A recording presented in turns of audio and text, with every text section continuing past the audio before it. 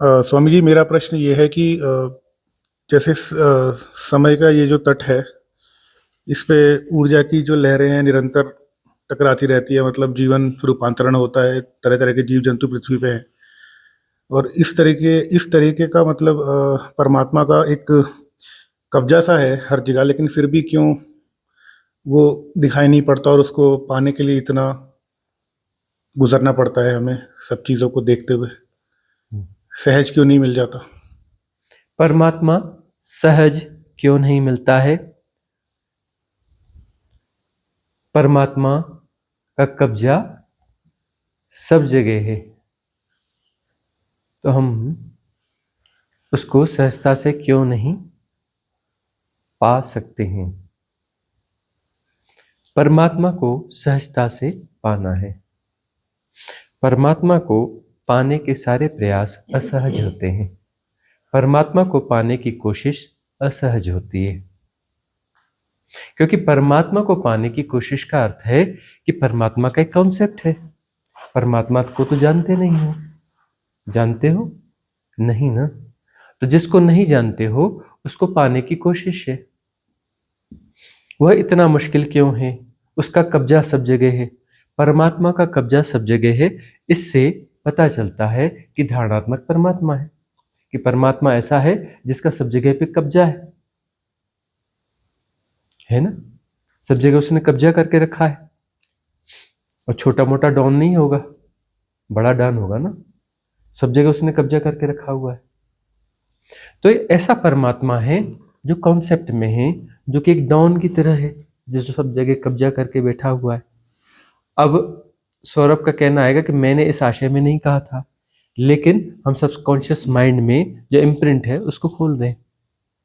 हम प्रश्न को नहीं खोलते, प्रश्नकर्ता को खोलेंगे, उसके भीतर की गहराइयों को खोलेंगे कि परमात्मा कोई है, कहीं ना कहीं है, प्रभावशाली है, ताकतवर है, और वह इतना कृपालु क्यों नहीं है कि वह आसानी से मिल नहीं जाता। आसानी से मिल जाए ना भाई, मिल जाए। मिनिस्टर से ज्यादा हम उसको सम्मान देंगे, फूल मालाएं पहनाएंगे, पैर दबाएंगे। चलो, नहीं नहीं आकार में नहीं है। अरे किसी न किसी आकार की परिकल्पना ही है ना, कि परमात्मा प्रभावशाली है मतलब कुछ है, परिपूर्ण तो नहीं है मतलब कुछ है, ताकतवर है मतलब अनंत तो नहीं है, असीम तो नहीं है। ताकतवर है का मतलब असीम नहीं है, अनंत नहीं है। ठीक है ना। और हर पहलवान जो है एक दिन चूक जाता है, हर डान जो है उसका पतन होता है। तो परमात्मा का भी कोई पतन हो ही जाएगा, है कि नहीं। तो यह जो है, इसको देखो कि प्रश्न करने के भीतर में जो अवधारणाएं हैं भीतर, वो कैसे काम कर रही हैं। ये कॉन्सेप्ट वाला परमात्मा है। परमात्मा का कॉन्सेप्ट निर्मित नहीं करना होता। जहां सच्ची साधना है वहां परमात्मा का कॉन्सेप्ट निर्मित नहीं किया जाता। ये जो साधना हमारी है, सहज साधना है, इसमें नाम रूप को शुरू से ही तोड़ा जाता है। अब हम कह रहे हैं नहीं जी नहीं, हम परमात्मा का हमारा मतलब यह था, वह था, फलाना था। परमात्मा का मतलब कुछ भी हो, मतलब है ना। कोई ना कोई आकार ही है, कोई ना कोई रूप है। छोटा नाम रूप न होगा, बड़ा नाम रूप होगा, है ना। 6 फुटिया ना होगा, 600 फुटिया होगा, 600 करोड़ फुटिया होगा, 600 अरब फुटिया होगा। हाँ? कोई ना कोई आकार होगा, उसका सब जगह कब्जा है। कब्जा है मतलब द्वैत है ना, कि उसके अतिरिक्त कुछ है। कहाँ कब्जा करके बैठा है? सृष्टि तो किसी और ने बनाई, परमात्मा ने उस पर कब्जा किया हुआ है ना। सृष्टि किसी और की है, पहले से है या कहीं और से है। परमात्मा जो है बाद में आकर उस पर कब्जा करके बैठा हुआ है। तो मिलता क्यों नहीं है? वह हमसे कहीं दूर है, तो हमें उसको पाना है, उसको पकड़ना है, ठीक से पकड़ना है। भाग भाग जाता है, छुप छुप जाता है, उसको पकड़ना है, दबोच के रखना है, बांध के रखना पड़ेगा, तो फिर भाग जाएगा वह। जब मिलता मुश्किल से है तो मिल भी जाए तो क्या गारंटी है फिर भाग ना जाएगा? फिर भाग जाएगा ना। गहरे में जाओ सबकॉन्शियस माइंड में। प्रश्न का आशय कुछ और था, यह कहने की बात है। सबकॉन्शियस माइंड में यही है, वहां पिक्टोरियल लैंग्वेज चलती है। वहां तुम्हारा ज्ञान बुद्धि कोई काम नहीं आती। और चितन मन की गहराई में तुम्हारा ज्ञान, तुम्हारी बुद्धि, तुम्हारे डेटास, तुम्हारे आशय कोई मूल्य नहीं रखते, बिल्कुल मूल्य नहीं है। वहां पर पिक्टोरियल लैंग्वेज में यही भरा पड़ा है जो हम कह रहे हैं। वही हम कहते हैं कि तुम अपने आप को उतना नहीं जानते जितना हम तुम्हें जानते हैं। तुम अपने आप को नहीं जानते हो, हम तुम्हें जानते हैं, तुम नहीं जानते अपने आप को। तुम किन धारणाओं मान्यताओं को कैसे जीते हो यह हम जानते हैं। तो भीतर जो है इस प्रकार की अवधारणा है, परमात्मा की अवधारणा है। अवधारणाओं के साथ में अद्वैत साधना, सहज साधना नहीं हो सकती। अद्वैत सहज है, अद्वैत को असहज किया जा रहा है। असहजता कहां से आ रही है? द्वैत की साधनाओं में उलझे होने पर अद्वैत जो है असहज लगता है, जबकि द्वैत असहज है। पहले बांट दिया और फिर उसको जोड़ना है। पहले बांट दिया है कि परमात्मा ऐसा है, परमात्मा वैसा है, बड़ा कृपालु है, दुखियों का दुख दूर करता है, अंधन को आंख देते, कोढ़िन को काया, बांझन को पुत्र देते, निर्धन को माया। परमात्मा ऐसा कृपालु है, यह करता है, वह करता है, फलाना करता है। ठीक है ना? तो परमात्मा को गुणों से बांध देते हो, कर क्या रहे हो गुणों से बांध के? तो तुमने धारणाएं बना ली ना, तुमने नाम रूप तय कर दिए ना। अब परमात्मा है, ऐसा ऐसा करता है, वो जरूर कहीं ना कहीं रहता ही होगा ना। अरे बड़ी शक्तिशाली कोई दिन, कोई ना कोई शक्ति है, कुछ है ऐसा है, कहीं ना कहीं तो रहता होगा ना भाई। थोड़ा दूर रहता होगा, हाइट पे रहता होगा। बड़ा आदमी है तो थोड़ा बड़े ढंग से रहता होगा। हम छोटे मोटे में रहते हैं, बड़े महल में रहता होगा, है ना। कुछ दैविक शक्तियों के साथ रहता होगा, सुपर पावर्स के साथ रहता होगा। तो यह जो है, तुम उनको उसको सिर्फ ग्लोरीफाई करोगे कि नहीं नहीं ऐसा नहीं, वो चमत्कारिक होगा, उसको वाहन की जरूरत नहीं है, वो हवा में उड़ सकता है। तुम ऐसा भी कह सकते हो। हम कहते हैं ना, उसने महल बनाया तो उसका एड्रेस बना मिलना तो आसान है, तो सीमेंट तो लगाया ही होगा। और सीमेंट लगाया होगा तो भाई अंबुजा ही लगाएगा या एसीसी लगाएगा। अरे जो भी कंपनी है उससे एड्रेस मिल ही जाएगा कि कहाँ सप्लाई दी भाई। इतनी बड़ा महल बना तो कितना सीमेंट लगा होगा, खरीदा ही होगा ना। सरिया लगाया होगा तो टाटा का ही तो लगाया होगा ना, और कौन सा सरिया लगाएगा अब इतनी बड़ी बिल्डिंग बनी तो। पेंट लगा होगा उसमें तो एशियन पेंट के पास अपना उसका एड्रेस हो जाएगा। भाई कहीं ना कहीं रहता है तो महल बनाया, महल बनाया तो कभी ना कभी बनाया, बनाया तो उसका रिनोवेशन तो होता होगा। तो रिनोवेशन होता होगा तो एलएनटी को तो ठेका देता होगा ना। अब जो है वो अपना वहां पे बड़ा वो वॉर चल रहा है ना, खाड़ी देशों में। अब वो जैसी वार खत्म होगा तो क्या होगा, कहाँ इंपैक्ट आएगा? एलएनटी के शेयर पे इंपैक्ट आएगा, रॉकेट की तरह भागेगा। क्योंकि एलएनटी को ही ठेका देना पड़ेगा उतना। जब विध्वंस हुआ है तो बनाएगा कौन, किसकी ताकत है? एलएनटी की ताकत है। तो अब इतना बड़ा उसका महल है, कौन मेंटेन करेगा? एलएनटी कर सकता है, दूसरा और कौन करेगा? तो एलएनटी के पास उसका एड्रेस होगा, है ना। तो जो है धारणात्मक परमात्मा है, धारणात्मक परमात्मा है। तो इसको पाना तो हमेशा मुश्किल रहेगा, क्योंकि भाई वह एग्जिस्ट ही नहीं करता धारणात्मक परमात्मा। और तुम कहते हो एग्जिस्ट करता है, झूठ पर नींव पड़ी है, बुनियाद झूठ पर खड़ी है कि परमात्मा है, कहीं एग्जिस्ट करता है, कहीं वो मिलता नहीं है, हमें मिलना चाहिए। मतलब हमें, हम जो हैं हमें परमात्मा मिलना चाहिए, मतलब हम जैसे हैं, हम जो हैं हम भी एक धारणा ही, जो हमारा सेपरेशन है एक धारणा है। तो एक सेपरेशन दूसरे सेपरेशन से मिलना चाहता है, वो थोड़ा बड़ा सेपरेशन है, होता है ना। अरे यही प्रवृत्ति तो काम करती है, देखो ना तुम अपने सबकॉन्शियस माइंड की इस प्रवृत्ति को। अभी एक एमएलए आ जाए, एक अपना मंत्री आ जाए, तुम अपना उसके आसपास जो है थोड़ा अप्रोच बनाने की कोशिश करोगे, मिलने की कोशिश करोगे। प्रधानमंत्री आ जाए तो और करोगे। हम नहीं कहते कि गलत है, गलत गलत कुछ नहीं होता, व्यवहारिक सत्य है ना। होते हैं, उसमें कोई बुराई बुराई कुछ नहीं है, लेकिन वह जो है पिक्टोरियल लैंग्वेज तो वही काम कर रही है ना, पिक्टोरियल लैंग्वेज तो वही काम कर रही है ना भीतर की जो अवचेतन मन की, कि वो बड़ा है तो बड़े को तो ढूंढना ही पड़ेगा कि बड़े के साथ में फिर हम भी कुछ हो जाएंगे ना, उसके साथ हमारा रिलेशनशिप हो गया। अब जो है प्रधानमंत्री कभी किसी के घर में आके थोड़ी देर के लिए चला जाए, थोड़ी देर के लिए बस आ जाए, चला जाए, किसी भी मायने से आ जाए, बस वो तो बात ही क्या है, पूरे इलाके में उसकी चलने लगेगी, अफसर अफसर सब दबने लगेंगे आसपास के कि भाई प्रधानमंत्री का खास है ना, इसके सारे कभी हमारी भी कोई बात बन जाएगी, तो सब जो है तो वही उसकी लल्लो चप्पो करना चालू कर देंगे।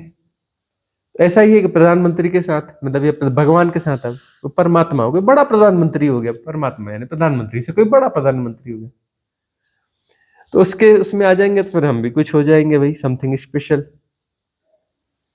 और वो तो प्रधानमंत्री के साथ इसी जन्म की बात होगी, हमारा तो जन्मों जन्मों का मामला हो जाएगा, मजे करेंगे मजे करेंगे, है ना। भगवान जी परमात्मा जी का बड़ा आसन होगा, बड़ा बिल्कुल वैभव से सुसज्जित, हीरे मोतियों जड़ा, और उसके बाजू वाले आसन में हम बैठे रहेंगे, भाई हम भी कुछ है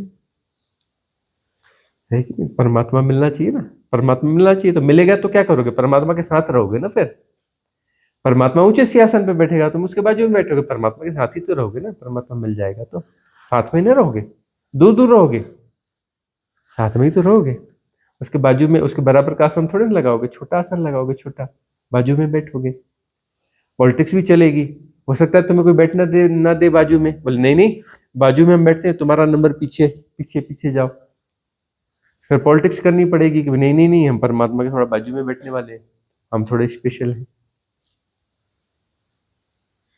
बहुत गहरे में जाना, वो सारे मैट्रिक्स पैदा होते हैं, तुमने जैसे सेपरेशन तय कर लिया ना, तो उसके बाद तो सारे मैट्रिक्स हैं ही हैं, वो पीछे पीछे आ ही जाएंगे, उनके ढांचे भीतर बने हुए होंगे ही होंगे। तुमने तय कर लिया ना कि परमात्मा कुछ है और उसको पाना है, अवधारणात्मक परमात्मा है, मतलब पीछे मैट्रिक्स तो तैयार बैठा ही है, तुम चाहो ना चाहो वह आ ही जाएगा, मैट्रिक्स जो है भीतर आ ही जाएगा। इसलिए जो है शुरुआत पर हमेशा ख्याल रखो, शुरू भला तो अंत भला, कहते हैं ना, शुरुआत ही गलत हो गई, बुनियाद ही गलत पर आ गई, तो फिर तो बहुत मुश्किल हो जाता है, फिर साधना जो है सम्यक साधना हो ही नहीं पाती, बुनियाद ही गलत है ना। परमात्मा ऐसा है, परमात्मा वैसा है, परमात्मा कृपालु है, परमात्मा कृपालु है तो तुम फिर कृपा पात्र से ज्यादा कुछ हो ही नहीं सकते, तुम पात्र ही रहोगे।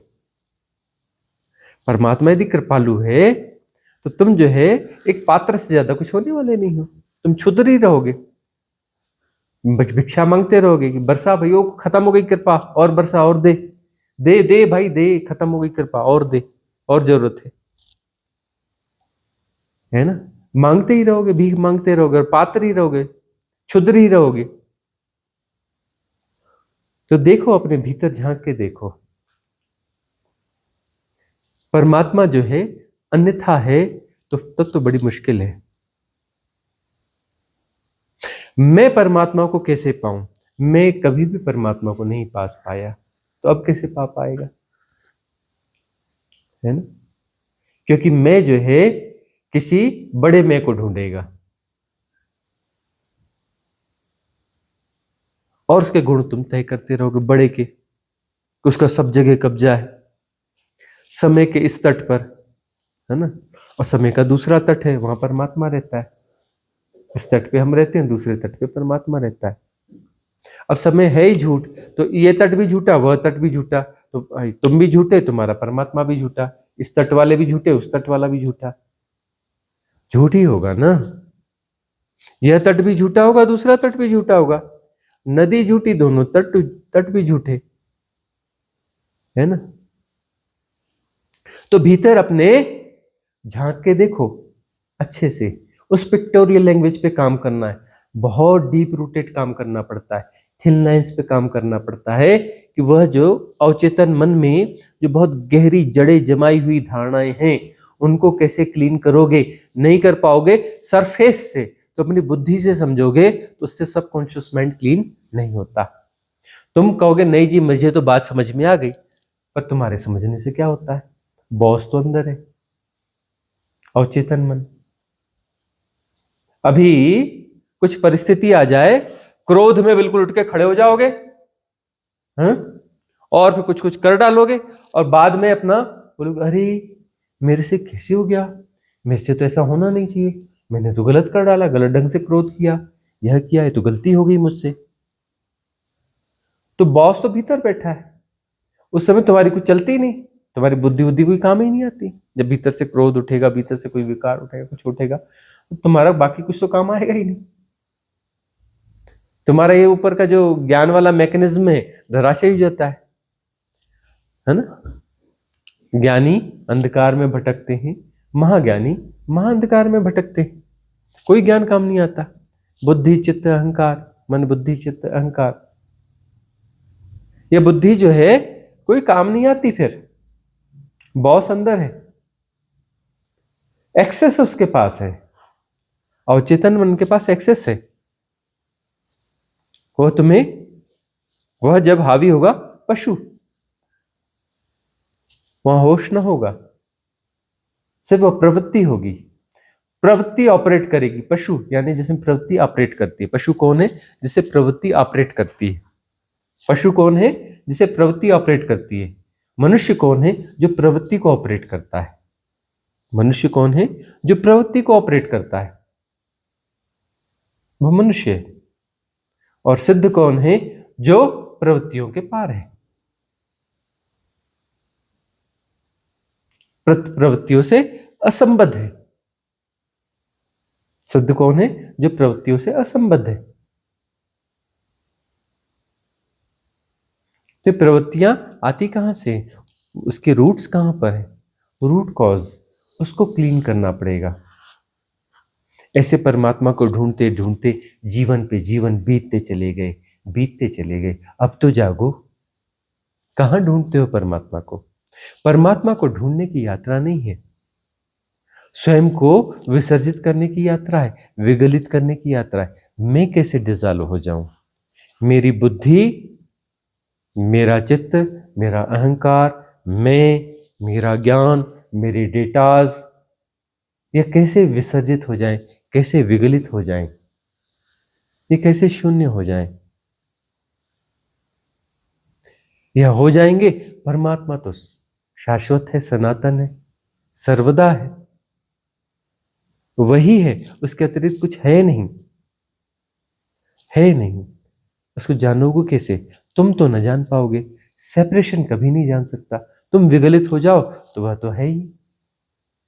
वह क्या है, कैसा है, अवधारणा मत बनाओ। अभी भी बनाओगे तो अवधारणा ही बनाओगे ना, कि परमात्मा तो निराकार है, परमात्मा तो असीम है, परमात्मा तो निर्गुण है।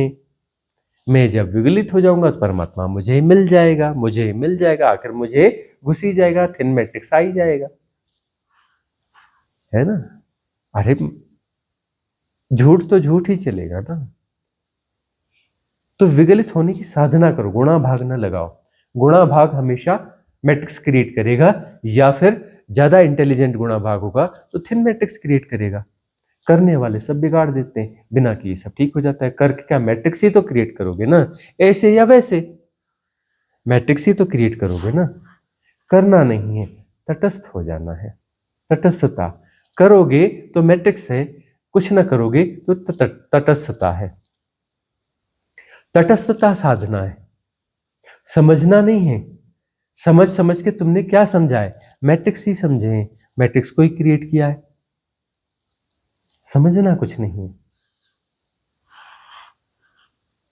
ना कुछ करना है। अरे समझना तो करना ही है ना। समझते कैसे हो? समझना एक प्रक्रिया है, मतलब तुम कुछ कर रहे हो, समझने की कोशिश करो, समझने की एक्सरसाइज में हो तुम। और मन क्या समझेगा? एक आकार का मैकेनिज्म क्या कर सकता है? अगले आकार की परिकल्पना कर सकता है, और क्या करेगा? आकारों का ही तो खेल चलेगा, छोटा बड़ा।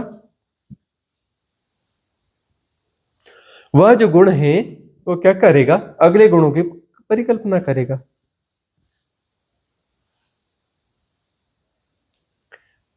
तो आकार और गुणों से पार होने के लिए कुछ नहीं करने से संभव है। परिकल्पनाएं बहुत सारी भीतर हैं। हर नई परिकल्पना भीतर की पुरानी परिकल्पनाओं का जोड़ होगी और कुछ ना होगा। भीतर जो ऑलरेडी डेटाज हैं, जो इंफॉर्मेशन हैं, जो मैकेनिज्म हैं, उससे ही क्रिएटेड कुछ नया होगा। जो तुम क्रिएटेड करोगे वह अनंत, असीम, निर्गुण, निराकार नहीं हो सकता। अनंत तुम्हारी धारणा होगी, असीम तुम्हारी धारणा होगी, निर्गुण तुम्हारी धारणा होगी, निराकार तुम्हारी धारणा होगी। सब तुम्हारी धारणा ही होगी, सब तुम्हारी धारणा होगी। उसे समझाया नहीं जा सकता, उसे समझा नहीं जा सकता। उसे समझने वाला जब विदा होता है तो वह तो है ही। समझने की कोशिश ही थिन मैट्रिक्स है। समझने की कोशिश जो है थिन मैट्रिक्स है। समझने की कोशिश मत करो, तटस्थ हो जाओ। कुछ न करने से तटस्थता घटती है।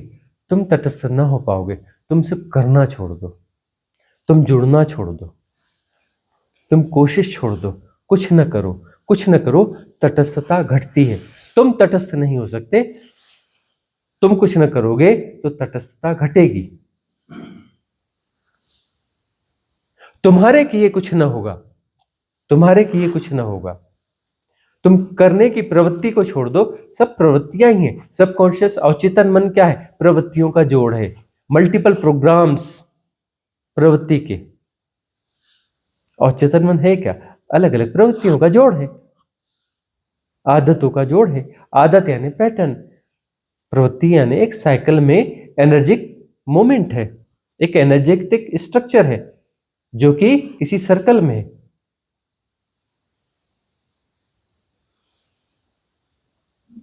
तो जो है करना कुछ नहीं है।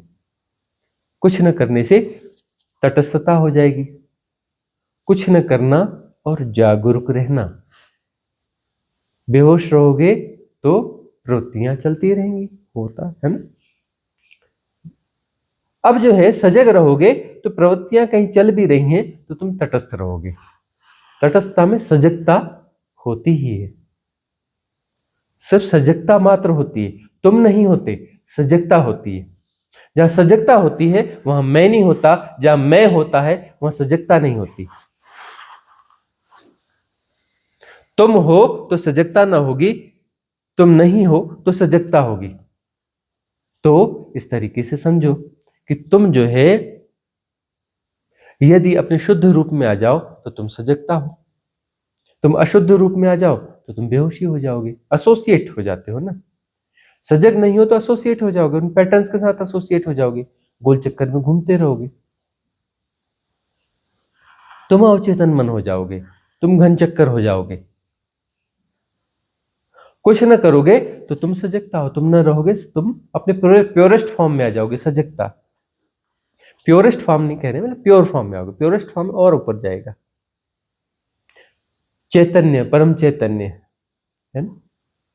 तटस्थता जो है सजगता से संभव है। सजगता है तो तटस्थता है, और सजगता घनीभूत हो जाएगी, सहज हो जाएगी, सहज सजगता हो जाएगी तो फिर कूटस्थता हो जाएगी। सहज सजगता से, सहज सजगता कूटस्थता है, सजगता तटस्थता है। सहज सजगता मतलब जिसमें अब वो सहज ही हो गई, अब वो स्वाभाविक हो गई, अब वो सातत्यपूर्ण हो गई, अब वह जाति आती नहीं है ना। तटस्थता गई आई, गई आई, तटस्थता गई, मैं आ गया, मैं गया, तटस्थता आ गई। आई गई का खेल खत्म हो गया, सहज सजगता हो गई तो वही कूटस्थता है। सहज सजगता ही कूटस्थता है। सजगता तटस्थता है। तो तटस्थता जो है होती है नहीं होती है, होती है नहीं होती है। कभी एसोसिएट हो जाते हो, कभी वापस आ जाते हो। साक्षी हो, दृष्टा होते हो, साक्षी होते हो, फिर अपना जुड़ जाते हो।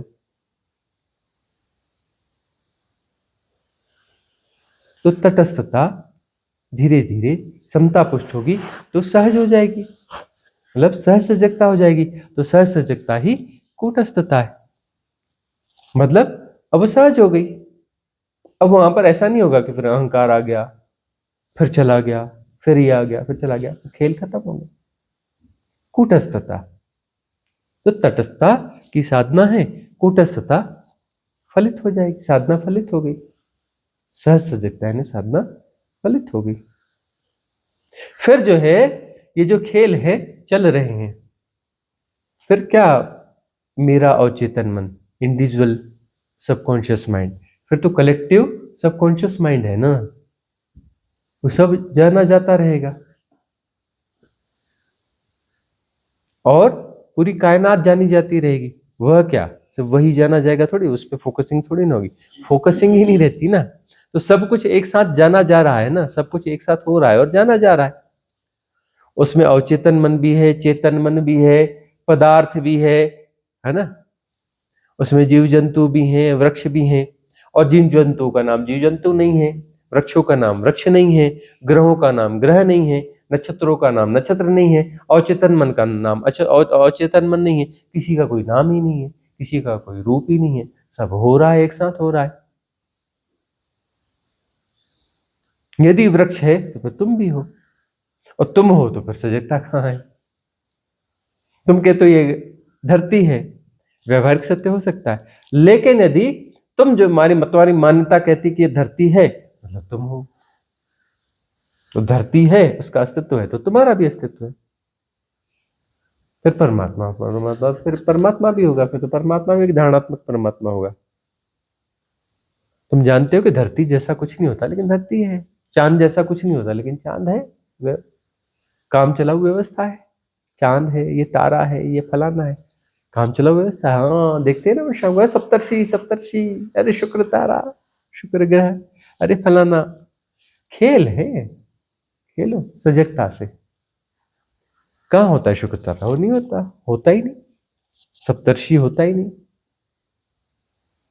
गैलेक्सी होती ही नहीं है, धरती होती ही नहीं है, वृक्ष होते ही नहीं है, कुछ नहीं होता, होता कुछ है ही नहीं। फलाना है जी, है कुछ भी नहीं है जी, हो रहा है में तो कुछ होता ही नहीं, हो रहा है कुछ नहीं, और अलग अलग नहीं हो रहा है, तो सब एक साथ हो रहा है, अलग अलग कैसे होगा? कहते नहीं जी, अलग अलग होता है, वृक्ष अलग हो रहा है, जीव जंतु अलग हो रहा है, वो अलग हो रहा है, तो ठीक है, मैट्रिक्स को जियो, तटस्थता को पुष्ट करोगे तो किसी दिन प्रज्ञा जागेगी, प्रज्ञा जागेगी तो सब हो रहा है और एक साथ हो रहा है, अलग अलग कुछ नहीं हो रहा है। और जानने वाला अलग से कोई जानने वाला है ही नहीं, ऑब्जर्वर है ही नहीं। होना और जानना एक ही घटना है, सब एक साथ हो रहा है और जानना उसी में समाहित है। अलग से का क्या सवाल है? जब दूसरा है ही नहीं तो अलग से कहां से जानेगा? तो सब एक साथ जाना जा रहा है। त्रिकालदर्शी, त्रिकालदर्शी शब्द अटपटा सा लगता है, ठीक है, वो निचले तल के लोगों के लिए है, उसे उलझाव भी ज्यादा होता है, बेकार शब्द है। काल ही झूठ है तो त्रिकालदर्शी भी तो झूठ हो जाएगा, कोई कॉन्सेप्ट जैसी कोई चीज दिखती है।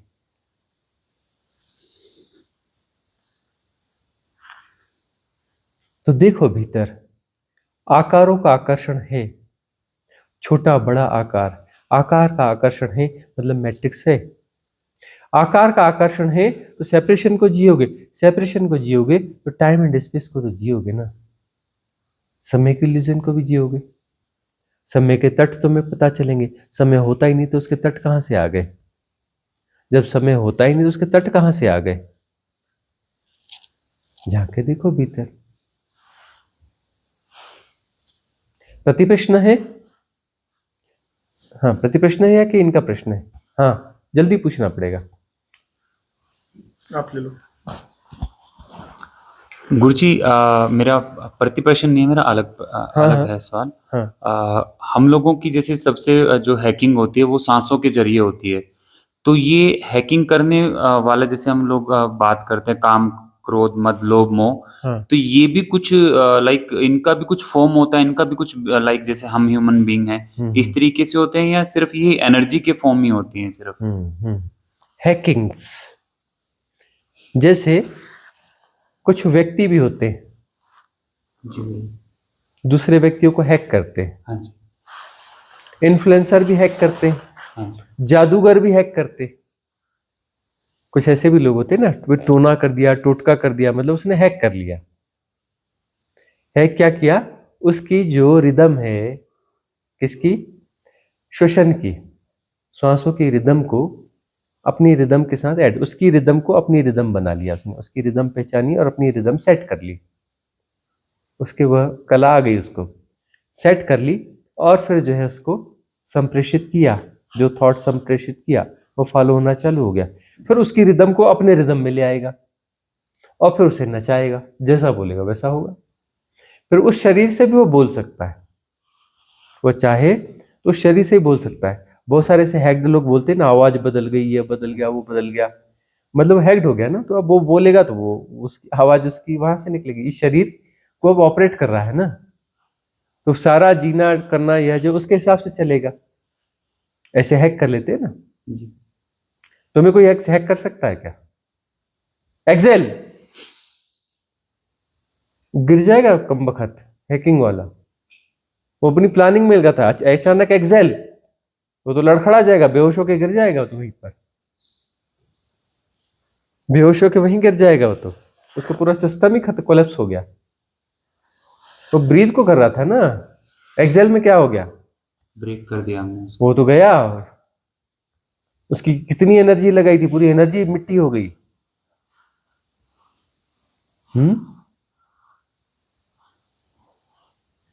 तो हैकिंग ऐसी होती है। अब जो है हमारे भीतर जो है इन्फ्लुएंसर जो है इन्फ्लुएंस कर रहा है, तो हमारी वह जो है इन्फ्लुएंस के माध्यम से हमें किसी एक स्टेज की वो कोई इमेजिनेशन दिखा रहा है। उस इमेजिनेशन से हमारे जो ग्रीड एंड फियर्स और जो भी विकार हैं उनको पुष्ट करेगा, तो हमारी ब्रीद वैसी हो जाएगी, वैसी ब्रीद हो जाएगी तो फिर तुम उसके फॉलोअर हो जाओगे। ब्रीद वैसी हो जाएगी तो फॉलोअर हो जाओगे। बड़े आसानी से फॉलोअर बना लेते हैं इन्फ्लुएंसर ना, बड़ी आसानी से। और तुम हमारे साथ रहोगे, तुम हम पे हमेशा शक करते रहोगे, संदेह पैदा करोगे बार बार, कभी हमारे पक्ष में जाओगे, कभी हमारे हम पे संदेह पैदा करोगे, क्योंकि हम तुम्हें फॉलोअर बनाते ही नहीं। हम तुम्हें इन्फ्लुएंस करके, तुम्हें ऑपरेट करके नचाना है, वो काम ही नहीं है हमारे पास। हमें तुम्हें नचाना ही नहीं है, हम तुम्हें इन्फ्लुएंस करेंगे ही नहीं। तो बीच बीच में तुम हमारे खिलाफ भी हो जाओगे, हम पे संशय भी करोगे, सामने न दे सकोगे तो मन में गालियां दोगे। दीपाली ने कहा कि मेरे को गुरुजी बड़ा संशय उठ रहा है आपके खिलाफ, बड़ा गिल्ट भी पैदा होता है। मैं कहा बेवकूफ, तू काहे गिल्ट पैदा करती है? तू तो हमारा एक प्रिंट निकलवा, एक फोटो निकलवा, एक पुतला बना या एक तकिया बना, जब भी क्रोध आए तो मारा कूटा कर।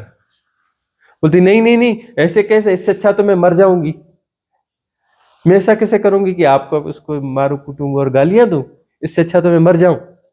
मैं कहते द्वंद्व में मत जी, क्रोध आता है ना, निकाल दिया कर। हम पे क्रोध आता है ना, बनाया कर, मारकूट कर लिया कर, गालियां दे दिया कर।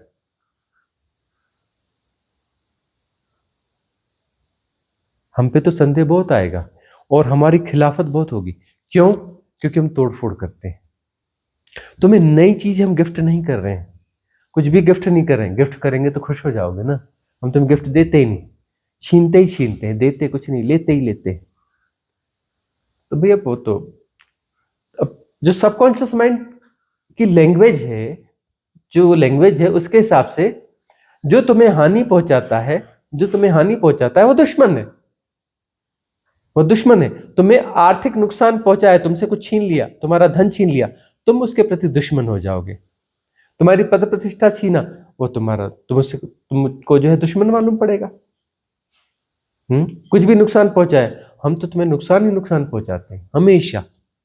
देते तो कुछ भी नहीं, कभी कुछ नहीं दिया हमने किसी को, और लेते तुम्हारा सब कुछ है, छीनते जाते हैं। हम तो तुम्हें भी ना छोड़ेंगे, तुम्हारा सब भी छीन लेंगे, तब भी ना छोड़ेंगे तुम्हें,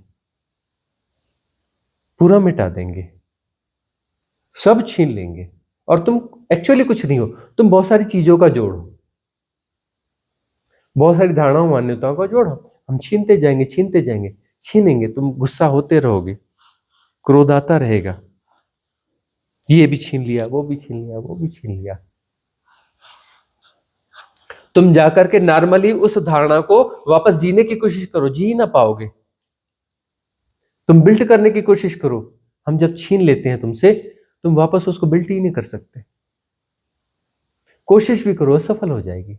गुस्सा आएगा कि बड़ी महत्वपूर्ण धारणा थी मेरी, अब मैं उसको निर्मित करना चाहता हूं, अब मैं उसको निर्मित भी नहीं कर पा रहा हूं, इन्होंने बड़ा नुकसान कर दिया मेरा। मेरी प्यारी धारणा थी, मेरा जीवन ठीक से चल रहा था, बड़े अच्छे से चल रहा था, ये गुरुजी क्या जीवन में आए, बड़ा गड़बड़ सड़बड़ हो गया।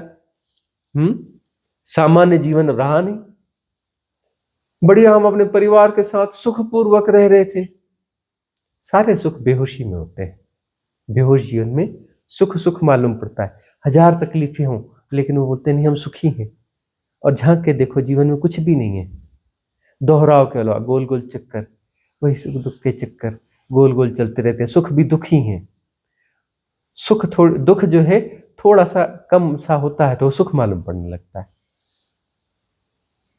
फिर दुख बढ़ जाता है। भले हम बड़े सुखी थे, यह थे, इनके साथ आकर के तो बड़ी गड़बड़ी हो गई।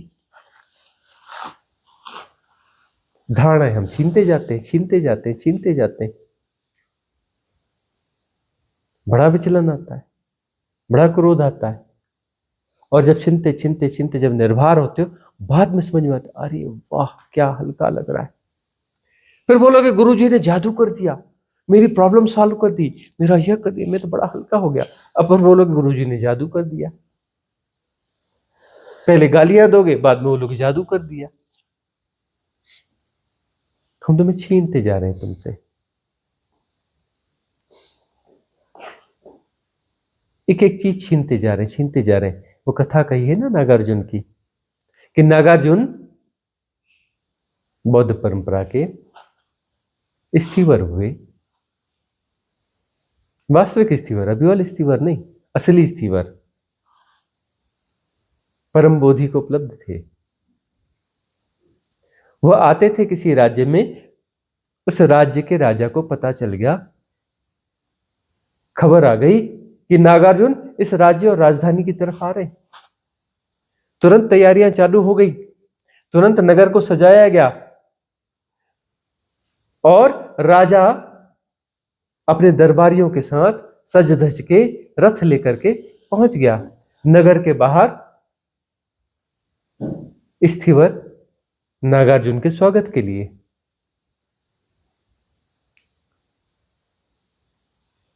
फूल बिछाए गए सड़कों पर, और जो है आगमन पर उनकी चरणों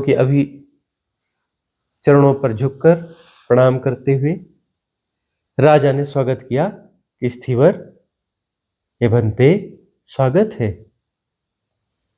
हे नागार्जुन, हे भंते नागार्जुन, आपका स्वागत है, हमारा अहोभाग्य कि आप हमारे यहां पधारे।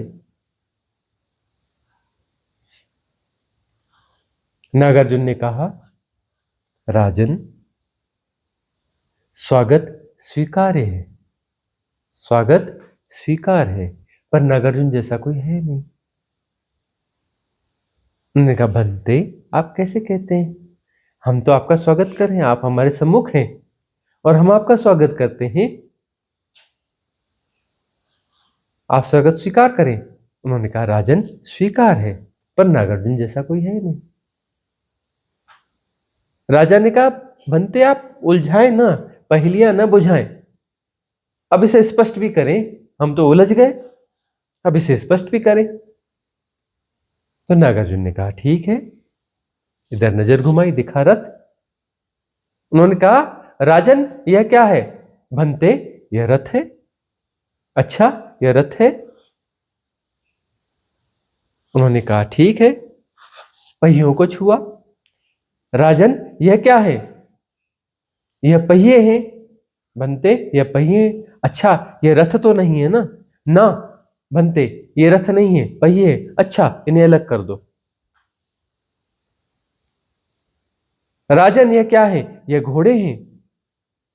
अच्छा राजन, यह रथ तो नहीं है? ना ना, ये रथ नहीं है बनते, घोड़े हैं, अलग कर लो, हटा दो। एक एक करके हर चीजें हटाते चले गए। पूछते चले गए नागार्जुन, क्या यह रथ है? नहीं, ये रथ नहीं, ये फलाना है, ये फलाना है, ये ढिकाना है। अलग होते होते कुछ न बचा। फिर उन्होंने पूछा, राजन बताओ रथ कहाँ है? राजा चरणों में झुका। बनते, बात समझ में आ गई। बहुत सारी चीजों का जोड़ है हम, तुम हो ही नहीं। तुम बहुत सारी धारणाओं मान्यताओं का जोड़ हो। तुम हो कहां? तुम एक झूठ हो। जोड़ से एक झूठी भ्रांति पैदा हो गई है। तुम्हारा व्यक्तित्व झूठा ही है, तुम्हारा सेपरेशन झूठा ही है। तुम सेपरेट हो ही नहीं, तुम कभी टूटे ही नहीं परमात्मा से। तो परमात्मा को पाने की बात ही गलत है, व्यर्थ है। सब धारणाओं को विसर्जित करने की बात है। तुम अपने आप को विसर्जित नहीं कर सकते, तुम धारणाओं के आग्रह को छोड़ दो। धारणा एक अर्थ है तुमने क्या क्या पकड़ा हुआ है। पकड़ने से तुम जो है एक सत्ता की तरह, भ्रांत सत्ता की तरह आभासित होते हो। उन पकड़ों के कारण तुम भासते हो। पकड़ तुम्हारी ढीली हो जाए, अर्थात एसोसिएशन न रहे, डी एसोसिएशन हो जाए, तुम उनसे जुड़ो ना, तो फिर बात खत्म हो गई। जो मान्यता का अर्थ है कि तुमने पकड़ा हुआ है, तुमने पकड़ा हुआ है, तुमने पकड़ ढीली कर ली तो मान्यता चली गई। पकड़ से ही तो मान्यता है ना, पकड़ से ही तो धारणा है ना, एसोसिएशन से ही तो है ना। एसोसिएशन टूटते ही वह खत्म हो जाती है, वह है ही नहीं। फिर तुमने पकड़ा है ना।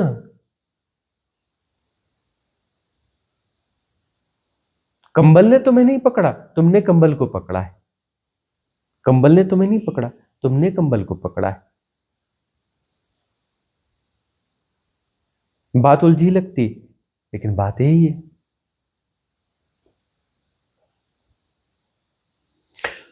तो पकड़ बस छोड़ने की बात है। डी एसोसिएशन, तटस्थता। तटस्थ महावाक्य है, महासूत्र है।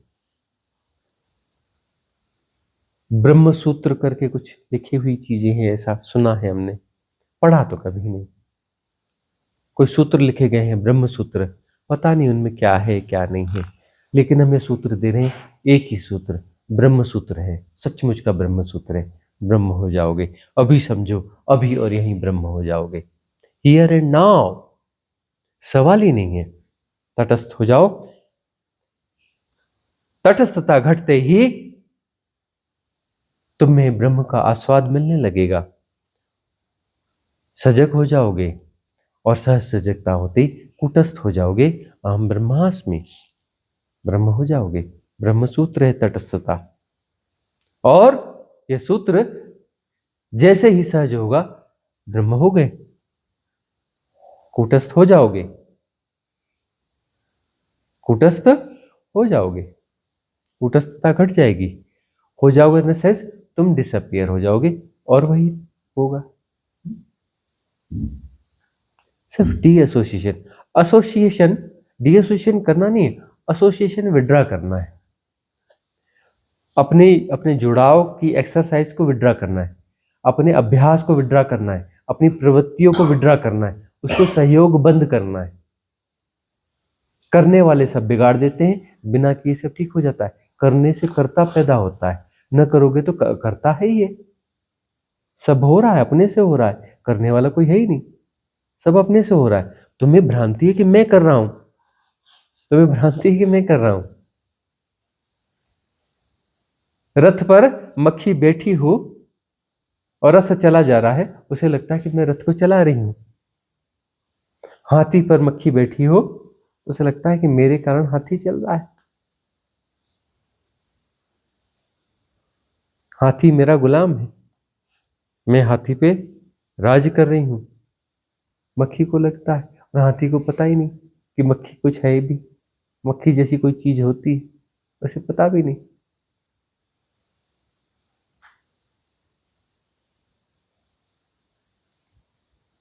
करना कुछ नहीं है, करने से तुम बिगाड़ते हो, कर करके बिगाड़ते हो, करना नहीं है।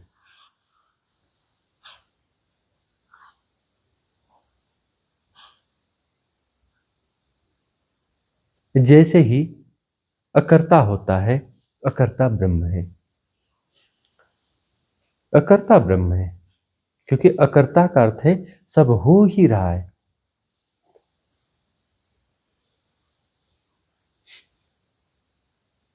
तुम्हारे बगैर सब हो रहा है और परफेक्ट हो रहा है, तुम्हारे बगैर हो रहा है सब कुछ और परफेक्ट हो रहा है, एक साथ हो रहा है, अलग अलग नहीं हो रहा है। एक साथ हो रहा है तो नाम रूप सब व्यवहारिक सत्य हैं, पारमार्थिक नहीं, सब हो रहा है। पेड़ अलग हो रहा है, चींटी अलग हो रही है, हाथी अलग हो रहा है, धरती अलग हो रही, चांद अलग हो रहे, तारे अलग हो रहे, यूनिवर्स अलग हो रहा है, गैलेक्सीज अलग हो रही है, सब अलग हो रहा है, बात ही व्यर्थ है। सब हो रहा है और जानना उसमें समाहित है, द्वैत बचा ही नहीं। यही मुक्ति है, यही मुक्ति है। तो जो है हैकिंग,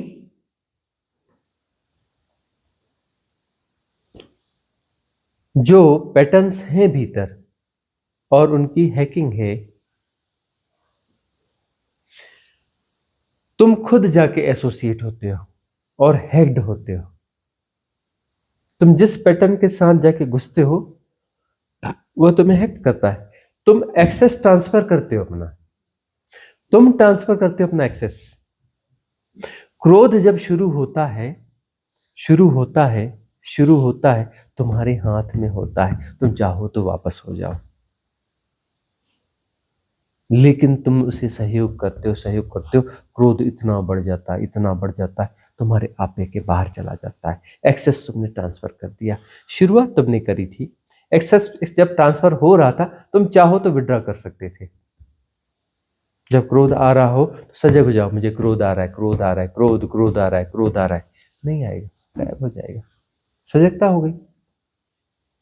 एसोसिएट हो जाओगे तो बेहोशी हो जाएगी, सजगता चली जाएगी, एक्सेस ट्रांसफर हो जाएगा, फिर वह तुम्हें ऑपरेट करेगा, वह हैक कर लेगा, क्योंकि हैकिंग के लिए तुमने एक्सेस तुम्हें दिया ना। अब तुम जो है, तुमसे मांगा ओटीपी दो, हैकर ने, साइबर वाले ने, तुमने दे दिया, दे दिया तो उसने हैक कर लिया। भाई ओटीपी तुमने दी ना, है एक्सेस तुमने दिया ना, तुम्हारा बैंक अकाउंट उसने खाली कर दिया। एक्सेस किसने दिया? तुमने दिया ना। अब तुम एक्सेस दो ही ना, सजग, अवेयर, क्रोध आ रहा है, मैंने कुछ करना ही नहीं है, सब जानना है, तटस्थ होकर जानना है, खुश गया पैटर्न। काहे का क्रोध? कोई भी चीज उठ रही है, तुम तटस्थ हो जाओ, गायब, तटस्थ होते ही गायब। तटस्थता महामंत्र है, ब्रह्म सूत्र है, तटस्थता ब्रह्म सूत्र है, याद कर लेना। हैकिंग तुम देते हो, एक्सेस तुम देते हो, हैकिंग होती है तुम्हारे एक्सेस देने पर। तुम्हारे पास फ्री विल है, तुम गुलाम नहीं हो, तुम गुलाम नहीं हो, तुम्हारे पास फ्री विल है, तुम चाहो तो एक्सेस दो, चाहो तो न दो, ये तुम्हारे हाथ में। तो वो अभ्यास बहुत ज्यादा हो गया है, तुम फटाफट एक्सेस ट्रांसफर करते हो, फटाफट ट्रांसफर करते हो, फटाफट ट्रांसफर करते हो, अभ्यास बहुत ज्यादा हो गया, प्रवृत्ति बहुत ज्यादा हो गई, और चेतन मन प्रभावशाली है, प्रवृत्तियों का जोड़ हो, तुम फटाफट एक्सेस ट्रांसफर करते हो। तो हम तुम्हें क्या दे रहे हैं? होश दे रहे हैं, सजगता दे रहे हैं। साधना में क्या कर रहे हैं? होश सिखा रहे हैं, अवेयर, कुछ नहीं करना है। और तुम करते क्या हो? एक्सेस ट्रांसफर करते हो। कुछ करते हो मतलब एक्सेस ट्रांसफर करते हो। कुछ नहीं करना है, कुछ नहीं करना है, रिलैक्स, अवेयर, तटस्थ, सजग, कुछ नहीं करना है, एक्सेस ट्रांसफर होगा ही नहीं, होगा ही नहीं, तुम हैक हो गए ही नहीं, तुम हैक हो गए ही नहीं। अब तुम कहोगे मैंने तो कोशिश करी गुरुजी कल रात को, थोड़ी देर के लिए हुआ, फिर तो हुआ ही नहीं, मामला गड़बड़ है।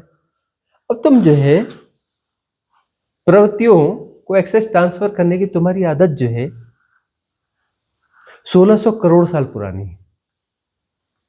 1600 करोड़ साल पहले जब तुम जन्मे थे तब से तुम्हारी प्रवृत्ति निर्मित होते होते बलशाली हो गई। तुम्हारी आयु है 1600 साल।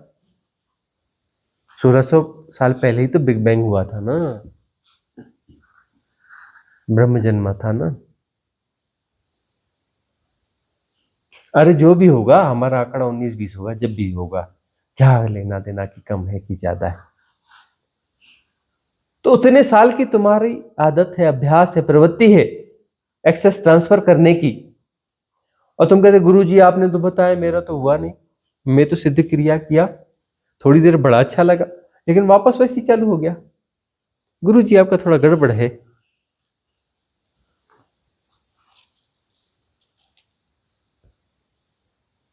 तो जो है उन प्रवृत्तियों को उस क्लियर करने में फिर जो है ये प्रति अभ्यास है, सिद्ध क्रियाएं प्रति अभ्यास है। तुम कहते हो गुरुजी आप तो बोलते हो करने वाले सब बिगाड़ देते हैं, फिर क्यों करे सिद्ध क्रिया? अरे प्रति अभ्यास। या तुम अभी समझ जाओ ना, ठीक है तुम करना छोड़ो, हो गया, तुम तो अभी मुक्त हो गए, अभी मुक्त हो गए, जनक भी तो हो गया था, उसने कहा तू तो मुक्त ही है, तो बस एसोसिएशन तोड़, क्यों जुड़ता है? समस्या है ही नहीं, प्रॉब्लम है ही नहीं, परमात्मा को पाना ही नहीं, खोया ही नहीं तूने, तो काहे का पाना और काहे का खोना, उड़ा भाग काहे लगाता है, रिलैक्स। बोलता ठीक रिलैक्स, कोई पाना नहीं कोई खोना नहीं, हो गया, हो गया ना, हो गया ना, सचमुच में हो गया, नहीं हुआ, नहीं हुआ तो सिद्ध क्रिया, सिद्ध क्रिया एंटीटोड, उन प्रवृत्तियों का एंटीटोड, तटस्थता को धीरे धीरे तटस्थ होना है, समता को पुष्ट करना है। समता को पुष्ट करने के लिए तटस्थ होना पड़ेगा, तटस्थता होती जाए होती जाए, समता पुष्ट होती जाए होती जाए, कूटस्थता घट जाएगी, कूटस्थता घट जाएगी, बात पूरी हो गई।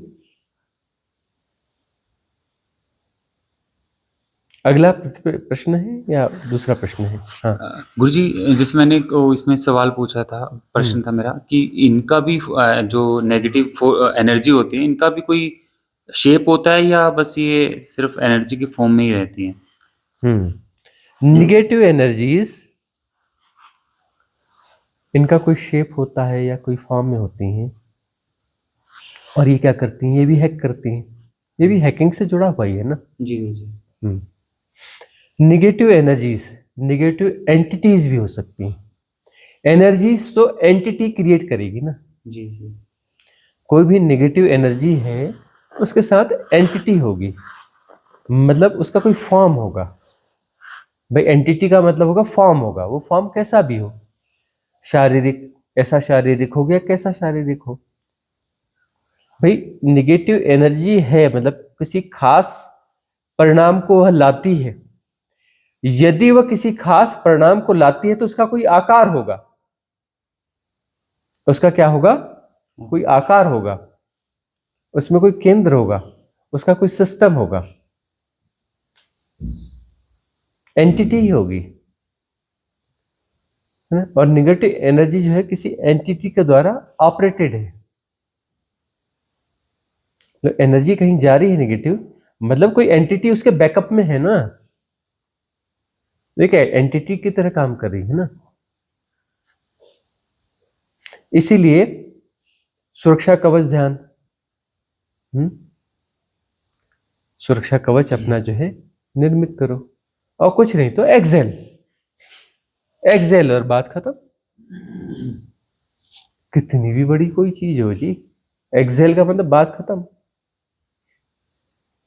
अरे बगैर प्राण के कोई भी एनर्जी तुम्हें हैक कर ही नहीं सकते। हैकिंग के लिए ब्रीथ की, तुम्हारे श्वास को हैक किए बगैर कुछ हो नहीं सकता। जो काम क्रोध मद लोभ मोह है तो सबकी अपनी रिदम है, और तुम्हें यदि हैक कर रहा है ना कोई पैटर्न, तुम्हारी कोई प्रवृत्ति सबकॉन्शियस माइंड की, तुम्हारी ब्रीथ को हैक करता है वह।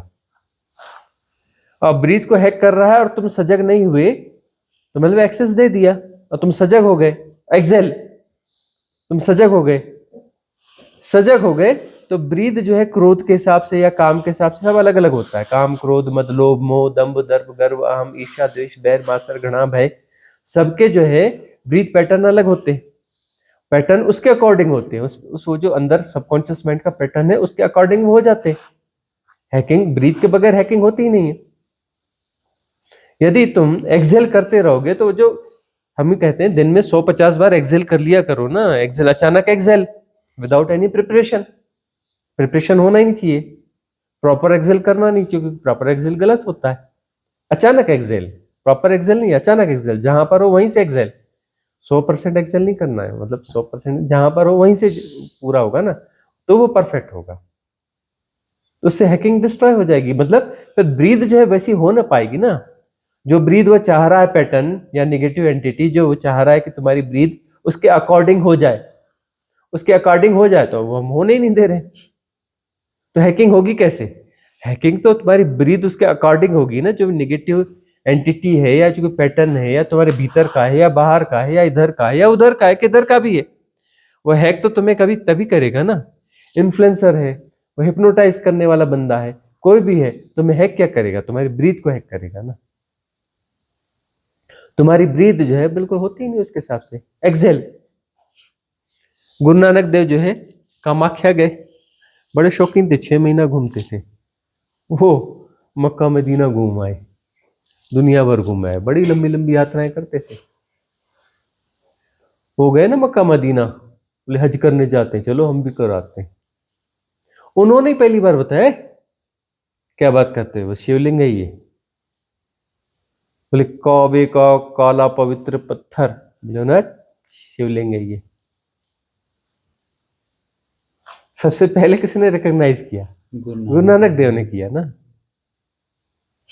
उन्होंने ही बताया ना। तो वह जो है वो पहुंच गए कामाख्या। उनको सब गजब का शौक था, बढ़िया गजब के वो अपना वो थे, क्या बोलते हैं आजकल वो बड़े लंबे लंबे घूमने वालों को क्या बोलते हैं? खाना बदोश नहीं, ट्रैवलर थे, ट्रैवलर, घुमंतु बोलते हैं। घुमंतु, यायावर। अरे सबसे बड़ी यायावर है ना, यायावरी बड़ी पसंद थी, हमारे जैसे थे यायावर।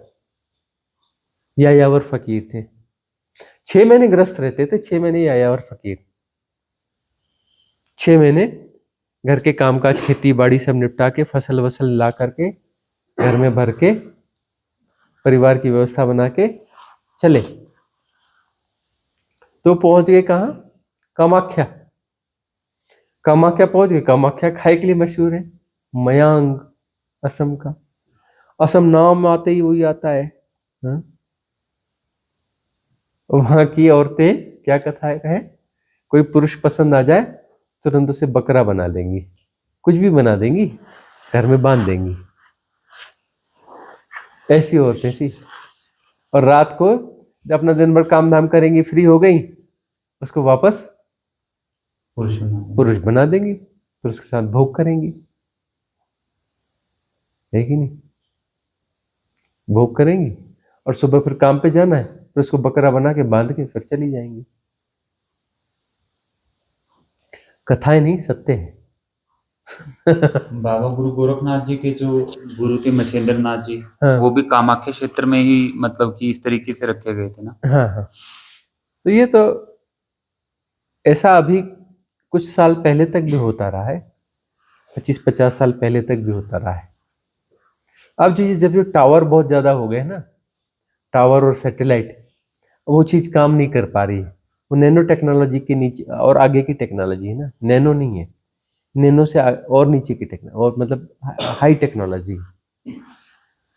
उसमें जो है, उसमें बहुत सारी चीजें होती हैं, उससे वो वैसा ट्रांसफॉर्मेशन होता है, बहुत सिद्धि आ जाती है ना, अलग किस्म की सिद्धि होती है। सिद्धियां जो है वो मतलब बड़े ऑर्गेनाइज वे में वो की जाती हैं। तो मयांग उसके लिए सबसे ज्यादा बदनाम रहा है, मयांग।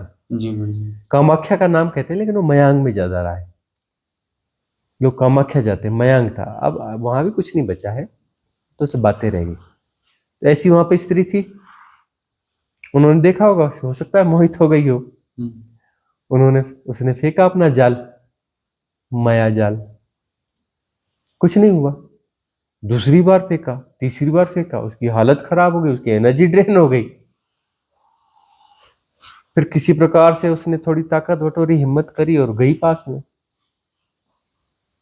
फिर हाथ जोड़ के गई, अरे महाराज क्या चक्कर है, हमें बताओ तो। अरे हमें तो पता ही नहीं। अरे बताओ महाराज, मेरी विद्या तुम्हारे ऊपर काम क्यों नहीं करी? अरे तुम मुझे हैक कैसे करेगी, मैं तो सहज हूं ना, सहज हूं, सजग हूं। सहज सजगता है तो तेरा जादू फादू कादू क्या जो कुछ है मेरे ऊपर काम नहीं करता, करेगा ही नहीं। तो अपनी काहे एनर्जी ड्रेन करी, जा उधर किसी और को ढूंढ, किसी और को ढूंढ। और हो सकता है ये पागलपन छोड़, ये क्या लगी है इन सिद्धियों फिद्धियों में, क्या रखा है इसमें, क्या कर लेगी? ये खेल खेल के खेलती रहेगी, कर क्या लेगी? मरेगी ना तू तो, मर जाएगी ना, तेरी वो सिद्धि फिद्धि सब वही हो जाएगी ना। अभी क्या है, कुछ रिट्रीट्स में, शुरुआती रिट्रीट्स में से जादूगरनियां काफी आई, इस जन्म की नहीं, पिछले जन्म की। अब वो तो विद्या विद्या तो सब भूल जाते हैं, माया है, सब भूल जाते हैं। आई, हमने गौर से देखा, अरे बाप रे, जादूगरनी। अब दो बहनें आई थी और दोनों जादूगरनियां थी पिछले जन्म में, और पिछले वो साथ में ही थी, बहनें नहीं थी पिछले जन्म में, इस जन्म में बहनें होकर पैदा हो गई। तो वो मिस्र की थी, वहां पिछला जन्म था उनका। उन्हें देखा देखा, अभी मतलब वो अच्छी है, सरल है, ठीक है, और साधना में भी है। तो जो है ऐसे और भी हम देखे कि जादूगर, कोई ऋषि, बड़े खतरनाक खतरनाक ऋषि, वो सब जन्मे हैं अभी, खूब सारे जन्मे। तो अब वो जो है जादूगर होकर के, सिद्धि पाकर के होगा क्या? मर जाओगे, फिर से स्कूल का बस्ता लेके आ जाओगे। अगले जन्म में वो सब थोड़ी न रहता है, खत्म। और सिद्धि भी उस जन्म में पूरे नहीं रहती, सिद्धि जो है ना, आती है, एक पीक तक जाती है, उसके बाद उसका डाउनफॉल आ जाता है, खत्म हो जाता है। फिर उसके बाद जादू, कुछ होता ही नहीं, बकरा बन जा, उसको कुछ हुआ ही नहीं। हमेशा काम नहीं करती वह चीज। एक और बात है, ये सब कहानी इसलिए बता रहे हैं, आपकी अभिरुचि की है, आपकी अभिरुचि इसी में ज्यादा है, साधना में कम। मैं नाथों के बीच में रहा हूँ तो गुरुजी वो चीजें मैंने देखी है हाँ, पास से। अब वो जो है बस्तर में जाओगे, बस्तर में अभी भी थोड़ा थोड़ा बहुत है, ज्यादा नहीं होगा, हल्का फुल्का ही होगा, अब तो खत्म हो गया। 25-50 साल पहले तक बड़ा स्ट्रांग था।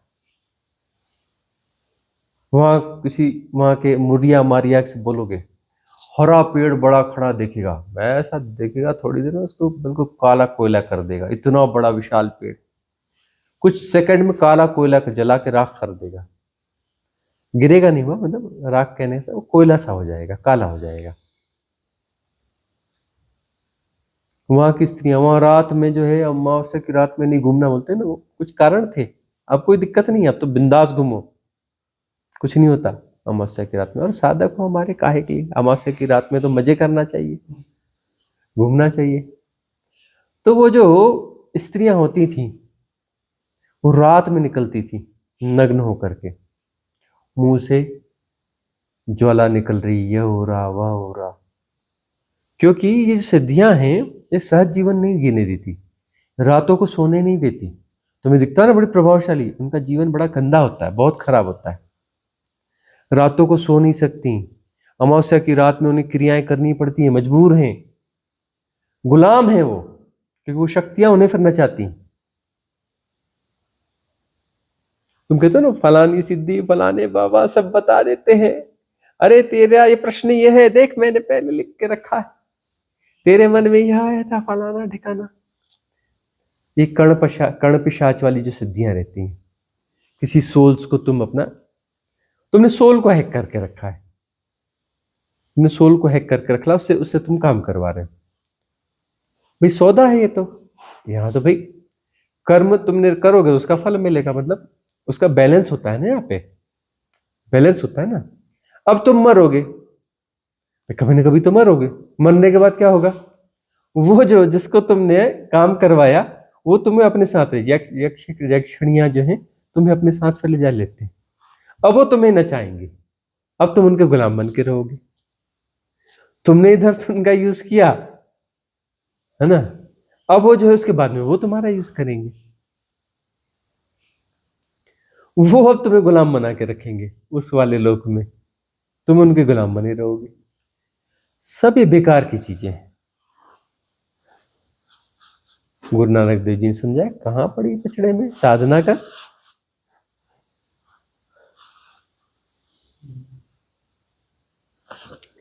हाँ, और कुछ पूछो। हाँ गुरुजी, जैसे आप बताते हैं हमें कि जैसे बिग बैंग जो हुआ था वो 1600 करोड़ साल पहले हुआ था, पर हम लोगों के पास अगेन वही बात है कि जो डाटा ह्यूमन बीइंग का आता है वो लगभग 5000 साल पहले की हम बात कर लेते हैं, भगवान श्री कृष्ण तक का हमारे पास एक रिकॉर्ड आता है देखो निकल के। देखो, वैज्ञानिकों के पास सिर्फ धरती के डाटा ही ज्यादा है हाँ जी ना, बिग बैंग की सिर्फ परिकल्पनाएं जी है ना, वो अभी जैसी भी है, उसके बारे में बहुत कम डेटाज है, धरती के बारे में ज्यादा डेटाज है।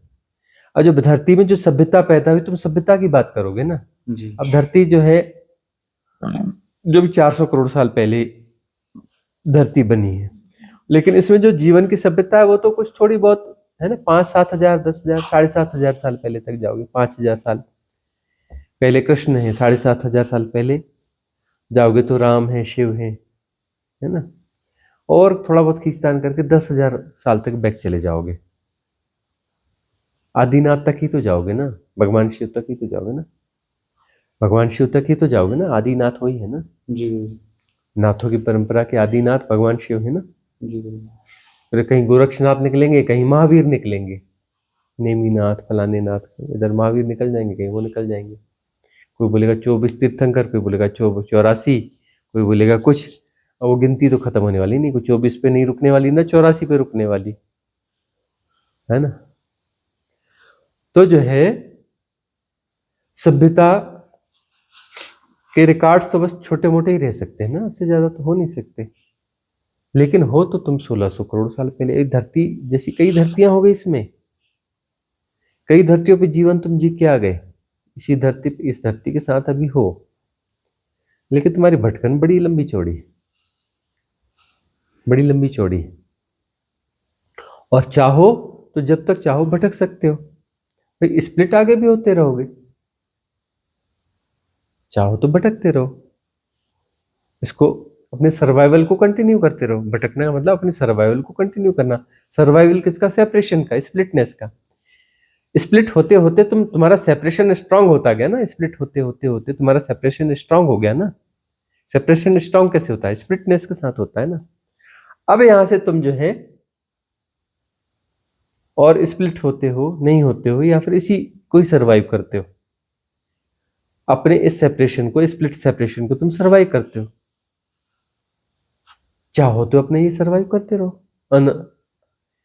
अनंत काल तक तो नहीं कर पाओगे, ब्रह्म के जीवन तक ही कर पाओगे। जब ब्रह्म जो है पैदा हुआ, एक दिन कृष्ण विवर में समा जाएगा, कोई बड़ा ब्लैक होल होगा जो पूरे ब्रह्म को खाता होगा, कभी न कभी तो खाएगा ना भाई। किसी ब्लैक होल ने जन्मा इसे, किसी शून्य ने इसे पैदा किया, वह शून्य से खाएगा भी। जो पैदा करता है वो खाता है ना, वही खाएगा इसे, पूरे विस्तार को खाएगा। वो खाएगा तो समय खेल खत्म हो जाएगा, लेकिन वो बड़ा लंबा मामला है, उसमें तुम्हारी अपनी गरिमा नहीं है। गरिमा यहां से खेल यही है ना, तुम यहां से छलांग मार करके वह हो जाते हो, तो ये गरिमा है। ये खेल इसके लिए कि बीच का स्प्लिट टुकड़ा निकलेगा और वह जो है परम तत्व हो जाएगा, परमात्मा हो जाएगा। यह खेल है। इस खेल का अब वो सीधा सीधा चल रहा है तो उसमें कोई खेल थोड़ी ना है। खेल तो अलग होता है ना, खेल तो मतलब आउट ऑफ वे तुम कुछ कर जाते हो, आउट ऑफ वे तुम कुछ करते हो, वही तो खेल होता है ना। सीधा सीधा हो रहा है वो तो खेल थोड़ी ना होता है। अरे तुम वहां जाके सीधे सीधे खेल रहे थोड़ी ना होता, तुम छक्का मारोगे, आउट ऑफ वे है छक्का, तो खेल में वहां रोमांच पैदा होगा ना, वहां कोई बात बनेगी ना। छक्का मारा जी, ये किया जी, वो किया, वो आउट ऑफ वे है ना।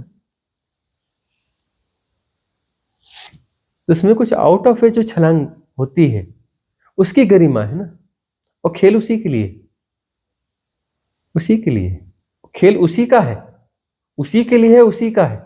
ऐसा भी नहीं समझता किसी और का है। खेल भी उसी का है और उसी के लिए। और ये छलांग लगती है, ऐसा नहीं, किसी न किसी की छलांग लगती रहती है धरती से और बाकी धरतियों से भी। अनंत धरतियां, अनंत छलांगे लगती हैं, इस धरती से भी लगती हैं। वो छलांग जो है परमानंद की छलांग है, वो छलांग परमानंद की छलांग है। गंभीर होने जैसा कुछ नहीं है। तुम जबरदस्ती गंभीर हो, दुखी हो, ऐसे हो वैसे हो, या समस्या वो समस्या, गंभीर होने जैसा कुछ है ही नहीं। सिर्फ छलांग लेनी है परमानंद की। परमानंद, परमानंद मतलब आनंद हो रहा है। आनंद क्या हो रहा है? और बड़ा आनंद हो रहा है, और बड़ा आनंद हो रहा है, और बड़ा आनंद हो रहा है। परमानंद मतलब आनंद हो रहा है। कब तक होगा? अरे कब तक होगा क्या मतलब कुछ समय होता है क्या? शाश्वत सनातन जो आनंद हो रहा है वो सनातन। वो छलांग जो है, छलांग लगती है। कंप्लीट कब होगी? कंप्लीट होने का क्या मतलब है? हो रहा है, वो एक बार खत्म हो जाएगी। खत्म कहाँ होगी भाई? खत्म होता है? आनंद खत्म होता है? तो छलांग कभी खत्म होगी? छलांग हो जाएगी, छलांग हो रही है। छलांग मतलब एक छलांग के बाद एक स्टेज है छलांग, मतलब फिजिकल का मैटर खत्म, मेटाफिजिकल में छलांग हो गई, मतलब हो रही है। परमानंद मतलब आनंद हो रहा है। कब खत्म होगा? अरे खत्म होता है क्या कोई? जो खत्म हो जाता है ना सुख होता है। सुख दुख खत्म होते रहते हैं, आनंद खत्म नहीं होता। आनंद बड़ा बड़ा बड़ा बड़ा बड़ा बड़ा। परमानंद, परमानंद मतलब परमानंद कोई चीज नहीं है, आनंद विस्तारित हो रहा है। आनंद विस्तारित हो रहा है। परमानंद का, परमानंद कोई चीज नहीं है, आनंद, आनंद भी कोई चीज नहीं है, हो रहा है। विस्तारण, विस्तरण, अनंत विस्तरण, आनंद अनंत विस्तरण है, वही परमानंद है।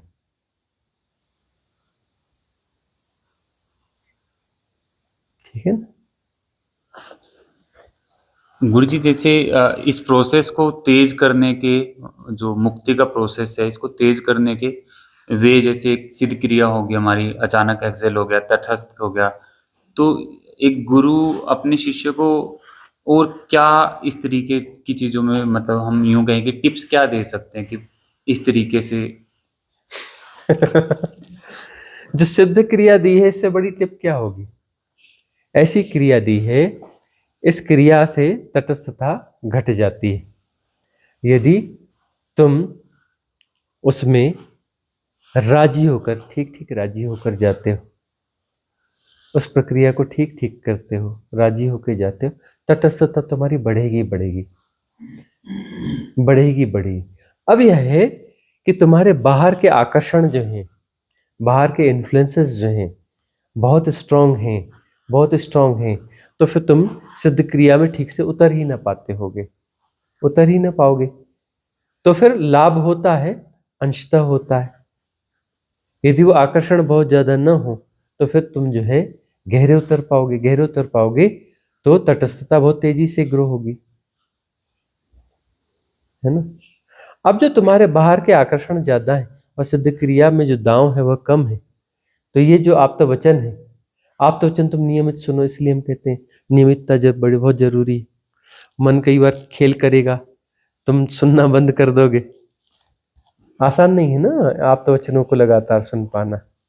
कभी तो शुरुआत में तो पागलपन होता है, शुरू में जो हमें सुनते हैं एकदम पागल हो जाते हैं, बोले हम तो बस 24 घंटे में ज्यादा नहीं, बस 15-16 घंटे सुनते हैं। कई तो अपना लगा के बस वो सुनते सुनते सोते रहते हैं। पहले जो हमें सुनता है ना पूरा पागल हो जाता है, दिन रात सुनता है, लगातार सुनता है। तो बाद में मन का खेल चालू होता है, मन का खेल चालू होता है, फिर सुनना बंद कर देता है। फिर बोले सिद्ध क्रिया छोड़ दिया, और हमारे बगैर वो जी भी नहीं सकता। तुम हमें सुनना छोड़ दो, तुम हमारे ख्याल से बाहर तो आ ही नहीं सकते। तुम हमें नया सुनना छोड़ दो, हम जो तुम्हारे भीतर घुस गए बोलेंगे तो हम ही ना। तुम्हारे विचारों की ताकत फिर रह नहीं जाती, चलेंगे तो हम ही ना तुम्हारे भीतर। तुम हमें छोड़ थोड़ी ना सकते हो। कोई बोले जी हम गुरुजी को हमने सुना इतना, हम गुरुजी के साथ रहे, अब गुरुजी को हमने छोड़ दिया। परिकल्पना है तुम्हारी, तुम हमें छोड़ ही नहीं सकते, असंभव, कोई छोड़ ही नहीं सकता। तुम हमारे विरोध में जाओ, हमें गालियां दो, कुछ करो, जियोगे तो हमारी ही याद में, जीना मरना फिर तो हमारे साथ ही है तुम्हारा। तुम हमसे बाहर तो जा ही नहीं सकते, असंभव है, असंभव है, असंभव। सब कुछ संभव है, ये एक असंभव है। तुम दुनिया जीत लोगे संभव है, ये असंभव है कि तुम हमसे मुक्त हो जाओगे। जीना तो इसी भावधारा को पड़ेगा, और यह भावधारा परम होने की है, परमात्मा होने की है। अब तुम इसके बाहर जा ही नहीं सकते, होना ही पड़ेगा परमात्मा। पोस्टपोनमेंट चलेगा नहीं। अब तुम जितनी पोस्टपोनमेंट की कोशिश करोगे उतने बेचैन और पागल होने लगोगे।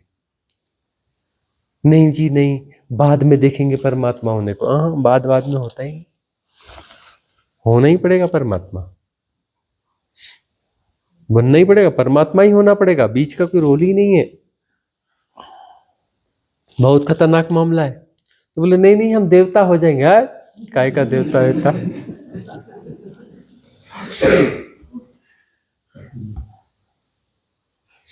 परमात्मा ही होना पड़ेगा। तो एक बार जो हमारे चक्कर में आ गए तो फंस गए, फंस गए। छोड़ के, जिन्होंने छोड़ भी दिया उनके वहम में छोड़ नहीं सकते, हमें असंभव है हमें छोड़ पाना। तो ये जो सिद्ध क्रियाएं हैं इनके गहरे उतरो और आत्मवचनों को नियमित सुनो। हो गया कभी मन जीत गया 2-4 दिन के लिए, 2-4 दिन बाद वापस पटरी पे आ जाना, वापस सुनना चालू कर देना, वापस क्रियाएं चालू कर देना। पुरानी क्या हम नई नहीं दे रहे? मन बोलता है नई नहीं, तो नई नई सिद्ध क्रियाएं तो दे रहे हैं ना। एक सिद्ध क्रिया को कम से कम 21 डेज तो करना चाहिए ना, तो हम तो एक हफ्ते में दूसरी दे देते हैं। फिर वैरायटी वैरायटी है, तो मन की भी पूरी हो रही है और मन को निपटाने की भी पूरी हो रही है ना। मन को तो निपटना ही पड़ेगा ना। कोई खतरनाक वायरस है, वो क्या बोलते हैं, वो इंजेक्शन ठोकते हैं, क्या बोलते हैं उसको? वैक्सीन। ओहो, हमारी वैक्सीन तो बनी नहीं, संक्रमण। हाँ हमारी वैक्सीन तो बनी नहीं, कभी बन ही नहीं सकती, असंभव, असंभव। निपटा के ही छोड़ते हैं। बोले जी फलाने वो कोरोना हो गया था, जिंदा वापस आ गया। अच्छा आ गया, हमारे इसमें तो वापस आता ही नहीं, पूरा ही निपटता है। मरो हे जोगी मरो, मरो मरण है मीठा, तिस मणि मरो जिस मणि गोरख मरी दीठा। हमारा वायरस तो बहुत खतरनाक है, इलाज कितना भी करा लो इलाज होता ही नहीं, कितनी टाल मटोल करो मरना ही पड़ेगा। तुम्हारी इंडिविजुअलिटी को, तुम्हारे झूठ को, तुम्हारे सेपरेशन को मरना ही पड़ेगा, परमात्मा होना ही पड़ेगा। तो अब जब ऐसा है तो काहे उलझ पुलझ कर रहे हो, दांव खेल ही लो ना। अब फंस तो गई हो, फंस तो गई हो, अब रास्ता तो है ही नहीं दूसरा, दूसरा रास्ता तो है ही नहीं, तो हमारे खिलाफ जाके कर क्या लोगे? हमसे बाहर तो हो ही नहीं जा सकता। जीना तो अभी सही पड़ेगा, मुक्ति के मार्ग को जीना ही होगा। मुक्ति की घटना घटेगी घटेगी, तुम्हें जाना ही होगा, परमात्मा को आना ही होगा। तुम जाओगे, परमात्मा है ही। अब कोई उपाय नहीं है, हम निर्विकल्प हैं। तुम हमें सविकल्प समझते हो, तुम्हारी भ्रांति है, तुम्हारी भ्रांति है।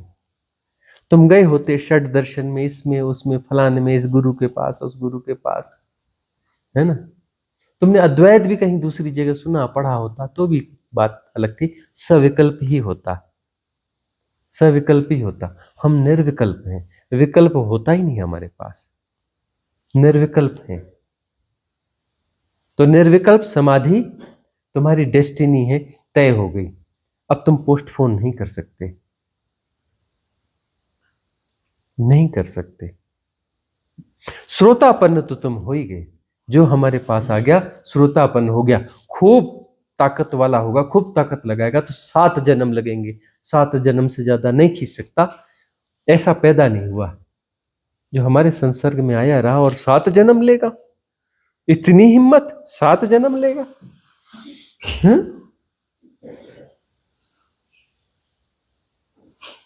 संभव नहीं है 7 जन्म ले ले।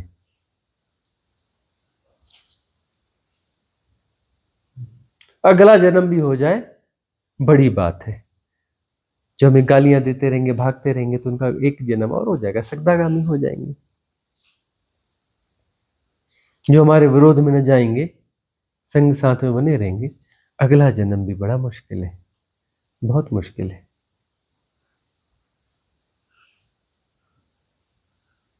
तो काहे अब विरोध करते हो? पता चल गया सविकल्प है ही नहीं, निर्विकल्प है मामला। चक्कर में तो फंसे ही गया, विकल्प बचा ही नहीं, बचा ही नहीं तो दांव अच्छे से खेल लो। अगला प्रश्न। दाव अच्छे से खेलने का मतलब ही नहीं समझ में आता गुरुजी, क्योंकि ये बल लगाने वाली बात हो फिर तो अपना जी जान लगा दे। अब दांव अच्छे से खेल लो का सीधा साधा अर्थ है नियमित आप्त वचनों को सुनना, नियमित आप्त वचनों को सुनना, नियमित सिद्ध क्रिया में जाना, और जहां जैसा संभव हो सत्संग के लिए आ जाना। बाकी छोड़ दो, नियमितता तुम्हारी है ना, बाकी छोड़ दो। अब मैं गुरुजी मैं एक बिगिनर के तौर पे अपनी प्रॉब्लम बताता हूँ। जैसे आप सिद्ध क्रियाएं जो चलती है, मैं करता हूँ दिन के अंदर 3-3, 4-4 बार। अब मुझसे वो बॉल ही नहीं क्रिएट होती बहुत बार, तो ना जो बॉल के अंदर हम लोग वो फिक्र ही मत करो, फिक्र ही मत करो। अब वो बॉल जाके फिर मेरी बहुत बार छत पे अटक जाती है।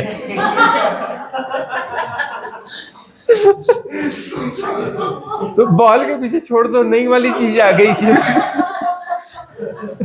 अब ब्रह्म श्वास में चले जाओ, भूमा में संलयन में चले जाओ, बॉल के पीछे क्यों लगे हो? अब बॉल के पीछे क्यों लगे हो? हम तो दूसरा खिलौना भी दे दिए ना, बॉल के अलावा कितने तो खिलौने दे दिए। मैं तो बॉल के चक्कर में गुरुजी बाहर जाके बैठना।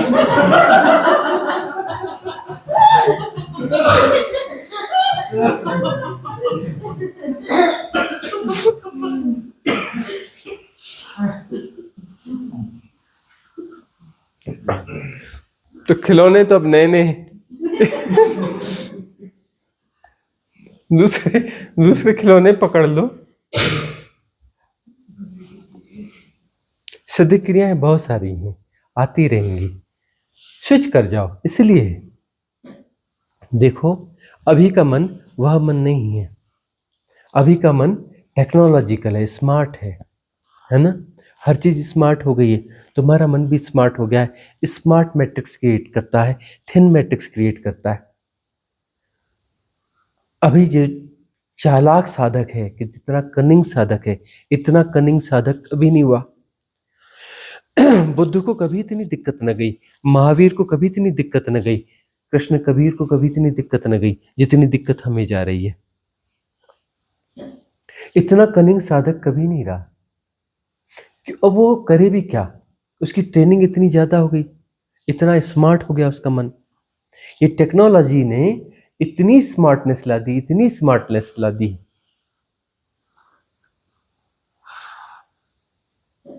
बहुत ज्यादा। पहले तुम सुनते रहोगे, चल पुराने से भी जुड़ी हुई एक चीज आ गई। पहले तुमने सुना होगा अड़ोस पड़ोस में, अरे वो अपना क्या मिर्ची लाओ, जला के करो, काला धागा बांधो, ये करो, क्यों करो, क्योंकि बहुत ज्यादा असर करती थी ये चीजें, है ना। आजकल के बच्चे बांधते ही नहीं, टेक्नोलॉजिकल है, तुम करते रहो, असर होता ही नहीं। कनिंग है वहां, इतना बंटवारा, इतना तुम कहाँ करोगे। अंदर इतने विभाग हैं, इतने विभेद हैं, इतनी क्रियाएं हैं, इतना फास्ट सब कुछ है कि वो काम ही नहीं करती, वो चीजें काम ही नहीं करती। तो कनिंग हो गए हो तो तुम पर काला जादू भी काम नहीं करता, और तुमको जो है, जो देशनाएं दी, आप्त वचन दिए जाते हैं, इसके प्रभाव भी उतने नहीं हो पाते। जबकि तुम इन्हें नियमित सुनते भी हो, तब भी तुम्हारे भीतर संशय बहुत होते हैं। बुद्ध पर संशय किया उनके साधकों ने, ऐसा नहीं की, करते थे, आलोचना करते थे, गालियां देते थे, पीछे रहते वहीं थे बुद्ध के साथ, और ग्रुप बना बना के बुद्ध की आलोचना किया करते थे। तुम शायद हमारे पीठ पीछे हमारी आलोचना करो न करो, तुम अपने भीतर में तुम हमारे खिलाफ विचार करते रहते हो, कुछ न कुछ चलता रहता है। तुम जानबूझ के करते हो ऐसा नहीं, तुम्हारे भीतर का मैकेनिज्म ऐसा हो गया है। तुम हमारे खिलाफ होते रहोगे, होते रहोगे, चलेगा तुम्हारे भीतर।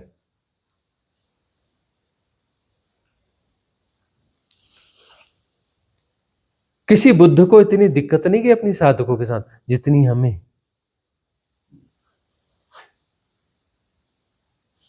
बड़ी मुश्किल से संवारते हैं, बड़ी मुश्किल से सजाते हैं, राजी करते हैं,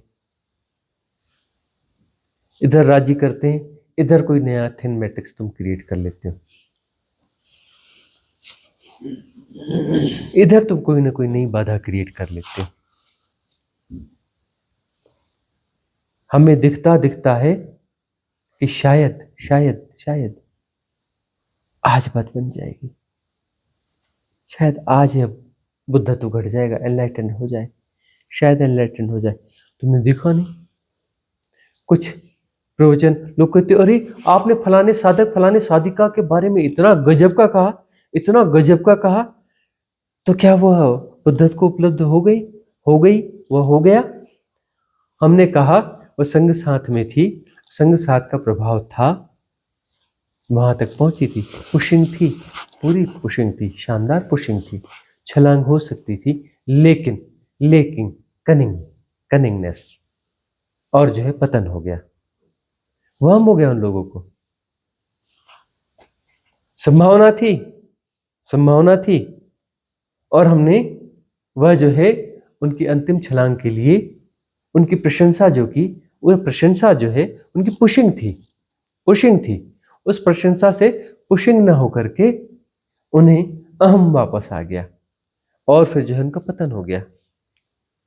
3-4 साधक हो गए, उनका फिर पतन हो गया, बुरा पतन हुआ, बहुत बुरा पतन हुआ है, इतना बुरा पतन हुआ है, क्योंकि वहां से इतनी ऊंचाई से जो गिरेगा उसका पतन भी तो बुरा ही होता है ना। इतनी ऊंचाई से गिरा,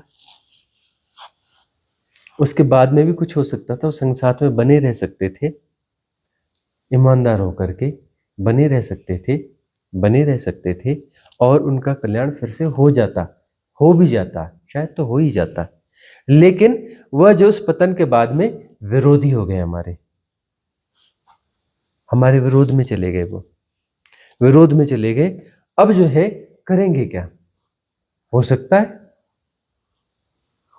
है वो गुरुडम को जी रहे हो, वो गुरुडम को जीने की कोशिश करेंगे। क्या करेंगे? जो हमारी बातें हैं उसको दोहराएंगे। उनका अपना तो अभी हुआ नहीं, अपना तो घटा नहीं, उधार देंगे। हम सोच रहे थे नगद बांटेंगे वो, अब नगद तो खजाना बिल्कुल मिलने के करीब था, और जो है वहां से पतन हो गया। हाथ में फूटी कौड़ी भी नहीं आई, अनंत खजाना हम चाह रहे थे उन्हें मिल जाए, हो जाए, और वह अनंत खजाना मिलते मिलते चूक गए। हाथ में फूटी कौड़ी ना आई, बने रह सकते थे, टिके रह सकते थे, फिर से हो जाता, बात बन जाती। और यदि किसी आइडियोलॉजी को जी रहे हैं कि नहीं नहीं बिल्कुल हो ही जाना चाहिए था, इसमें ऐसा गड़बड़ है, वैसा हो गया, वह हो गया, आइडियोलॉजी नहीं होती। बड़े बड़े ऋषि मुनि सब गिरे हुए, हमेशा गिरे, एक बार में कभी कोई नहीं पहुंचा, एक बार में कभी कोई नहीं पहुंचा। जो एनलाइटनमेंट बुद्धत्व हमारा बहुत छोटी उम्र में हो जाना था, बहुत छोटी उम्र में हो जाना था, वो जाके कहाँ हुआ? 25 साल की उम्र में, और एक बार नहीं 2-3 बार पतन हुआ। लेकिन हो गया, बात बन गई। यदि एक बार पतन के बाद में ऐसे कोई विशियस सर्कल में फंस जाते तब तो फिर मुश्किल हो जाती।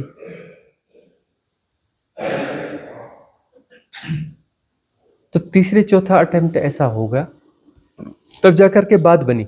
डटे रहना चाहिए, टिके रहना चाहिए, डटे रहना चाहिए, टिके रहना चाहिए।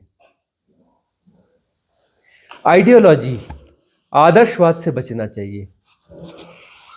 आदर्शवाद जो है हमेशा पतन का कारण बनता है। आदर्शवाद से सावधान, सच्चे साधक हो, आदर्शवाद से हमेशा दूर रहना।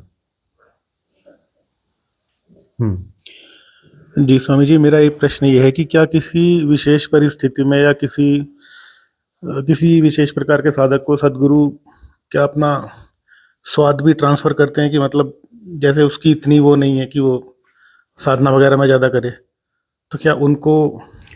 देखो, सत्संग का अर्थ क्या होता है? सत्संग का अर्थ यही होता है कि तुम्हारी पात्रता कम भी हो लेकिन तुम्हें ग्लिम्स मिल जाएगी, तुम्हें ग्लिम्स मिल जाएगी, तुम्हें अनुभव घटेंगे। तुम्हारी पात्रता है या नहीं का सवाल नहीं है, यही तुम्हारी पात्रता क्या कम है कि तुम सत्संग में बैठे हो, तुम निकट में बैठे हो। इससे बड़ी और क्या पात्रता होगी कि तुम संग साथ में तो हो, बने हुए हो, बड़ी बात है। और इसमें तुम्हें ग्लिम्स घटेंगे ही घटेंगे। वही हम कहते हैं ना कि हम जाते हैं किसी दुकानदार के पास में, यदि हफ्ते में एक बार भी जाते हैं, हफ्ते 2 हफ्ते में भी जाते हैं, मिलते रहते हैं और उससे थोड़ी बहुत बातचीत करते हैं, बिल्कुल दुनियादारी की बातें करते हैं, तो भी वह दुकानदार वैसा नहीं हो सकता। बदलेगा, उसको बदलना पड़ेगा, उसकी चेतना का तल ऊपर जाएगा, उसमें विवेक जागृत होगा, उसका इंटेलिजेंस लेवल जो है ग्रो होगा, आईक्यू लेवल ग्रो होगा। भले वो शुद्ध दुकानदार है और ABCD नहीं, उसको साधना करनी नहीं है, तो भी उसका तल उठेगा। एकदम ऐसा साधक जैसा नहीं उठेगा, लेकिन कुछ ना कुछ जरूर उठेगा। असंभव है कि वो हमारे सानिध्य में रहे और ग्रस्त ना हो, उसे संक्रमण लगे, असंभव है, असंभव। तो तुम संग साथ में यदि होते हो तो तुम वैसे हो ही नहीं सकते, बदलोगे ही बदलोगे, बदलना ही पड़ता है। असंभव है कि न बदलो, असंभव है। तुम हमारे दूर रह के हमारे आप्तवचन सुनते रहो, हमारा सिर्फ उसमें लगा हुआ फोटो ही देखते रहो या वीडियो में हमें देखते रहो कहीं दूर से, असंभव है कि तुम न बदलो, असंभव है। बदलना ही होगा, बदलना ही होगा। अरे तुम्हारे आसपास के लोग तुम्हें बताएंगे, जो पहली बार आए हैं, आने के पहले भी तुम्हारे आसपास के लोगों ने तुम्हें बताया होगा कि बदल गई, बदल गई, बदल गया, बदल गया, बताया ही होगा। तुम पहले जैसे नहीं रहे, बदलना ही पड़ता है, तुम वह हो ही नहीं सकते, असंभव है। तो संग साथ में हो, सत्संग में हो, तो गिफ्ट तो तुम्हें मिलती है, ग्लिम्स तो तुम्हें मिलती है, आस्वाद तो तुम्हें मिलता है, मिलेगा ही मिलेगा। तुम वही नहीं हो सकते, असंभव है। तुम्हारी चेतना का तल परिवर्तित होगा ही होगा, होता ही चला जाएगा। आज की सभा का विसर्जन करें। एक प्रश्न आखिरी, हाँ, चलो ठीक है। प्रति प्रश्न है गुरु जी। जैसे आपने कहा कि आपका वो जो बुद्धत्व का समय था वो टाला गया, मतलब 25 साल की उम्र में नहीं, टाला नहीं गया, मतलब कि वह जो है ऐसा होता है जी, और ऐसा होना बुरा नहीं है, ऐसा होना बुरा नहीं है। ऊपर से जाके गिरते हैं और गिरने के बाद वापस चलते हैं, तो अगली अटेम्प्ट में यदि हासिल होगा तो जो बुद्धत्व हासिल होगा इस बार वह ज्यादा समृद्ध बुद्धत्व होगा, वो संघर्ष ज्यादा के साथ। समृद्ध होगा। और तीसरी बार होगा तो और ज्यादा समृद्ध होगा। समृद्धता का क्या अर्थ है कि वो अलग अलग होता है? समृद्धता का अर्थ यह होता है कि फिर तुम्हारी डिलीवरीज की क्वालिटी बदल जाती है। यदि बाय द डिलीवरीज होती हैं तो उसकी क्वालिटीज बदल जाती हैं। तो वह जो पतन होता है वहां से गिरना होता है। इसलिए तो जो है जब गर्भधारण का जो वो होता है ना, क्या बोलते हैं वो संस्कार, गर्भधारण संस्कार, उसमें क्या आह्वान होता है? अस्तित्व से, परमात्मा से क्या निवेदन होता है, क्या प्रार्थना होती है? कि किसी योग भ्रष्ट को का जन्म हो इस गर्भ से। किसका हो? किसी योग भ्रष्ट का जन्म हो। अब जो योग भ्रष्ट नहीं हुआ उसका जन्म हो सकता है क्या? जन्म किसका हो? जो योग भ्रष्ट हो, मतलब योग के करीब पहुंचा और वहां से गिर गया, वही तो जन्म लेगा ना। जिसका योग हो गया उसका तो जन्म हो ही नहीं सकता। मतलब उसकी पात्रता है कि वहां तक पहुंचा, पात्रता है, और वहां से भ्रष्ट हुआ। देखो अस्तित्व ने भेजा कुछ लोगों को ना, अलग अलग परंपरा के थे, तो उनके जो पिछले जन्मों के गुरु थे, अब कोई बुद्ध हो, महावीर हो, कोई पुराने ऋषि हुए हो, ये हो वो हो, उनसे जुड़े हुए जो गहरे साधक, उनके प्रिय साधक रहे हो, काफी रेजोनेंस वाले, और तब जो है अब उनको इस एरा में जन्म दिया गया। हमारे जन्म के साथ उनका जन्म तय कर दिया गया कि वो भी जन्म लेंगे इस धरा पर, और पुश करके एक खास समय पर वह जब मुहूर्त क्रिएट हुआ हमारे पास भेजा गया, उनको भेजा गया। तो क्यों भेजा गया? कि अब जो है उनकी बात बनेगी। इसमें जो है पूरा अस्तित्व इन्वॉल्व होता है, पूरा अस्तित्व इन्वॉल्व होता है। तो योग भ्रष्ट जो है, बहुत सारे योग भ्रष्ट हैं, उन्हें हमारे पास भेजा जाता है। हमारे पास जो है वही साधक आएंगे जिनके पुण्य ज्यादा है, या तो किसी महान सदगुरु की कृपा उन पे रही हो तो वो हमारे पास आएंगे, या वो हमारे साथ कभी पिछले जन्म में साधना करी हो जिन्होंने, वो हमारे पास आएंगे, या फिर उनके पुण्य बहुत ज्यादा है। कई व्यक्ति बहुत अच्छे होते हैं, उन्होंने साधना कम ज्यादा जो भी रही हो। अनाथ पिंडक हुआ ना, अनाथ पिंडक, हाँ, बुद्ध के समय में कुछ आता ही नहीं था उसे, ज्यादा कुछ समझता ही नहीं था। उसके बाद ये समझता था भिक्षु हैं, भोजन मेरे, वो प्रार्थना करेगा मेरे यहाँ भोजन। सबको बोले 10,000 भिक्षु, सारे आ जाओ, कृपा करो, आ रहे हो, मैं तैयारी में लगूं। और वो इंतजार ही करता रहेगा, भिक्षु संघ है मेरे यहाँ, कितने ज्यादा भिक्षु आते हैं, कितनों को भोजन करा दूं, भोजन बनवाता रहेगा। और बाकी जो गैर भिक्षु हैं उनको भी हाथ जोड़ता रहेगा, भोजन कर लो। तो ज्यादा कुछ आता ही नहीं था, धनवान, बहुत धनवान था, इतना ही समझ में आता था। और जो है भगवान बुद्ध को लगा, उसको लगता था कि भगवान बुद्ध इधर उधर ठहरते हैं, इनको वन पसंद है, तो बड़ा सा बाग हो, वो जंगल जैसा जंगल हो, वो जंगल बिल्कुल निजी जंगल इनका अपना हो जाए, तो उसने खोजबीन की जो सुंदर से सुंदर, अच्छे से अच्छा क्या है, तो वहां के राजकुमार का एक बड़ा सा बाग था, बड़ा खूबसूरत बाग, शायद जेतवन। अब जेतवन हो, वेणुवन हो, जो भी हो, कभी जेतवन रहते थे, कभी वेणुवन रहते थे, तो जेतवन ही है शायद। तो वह जो है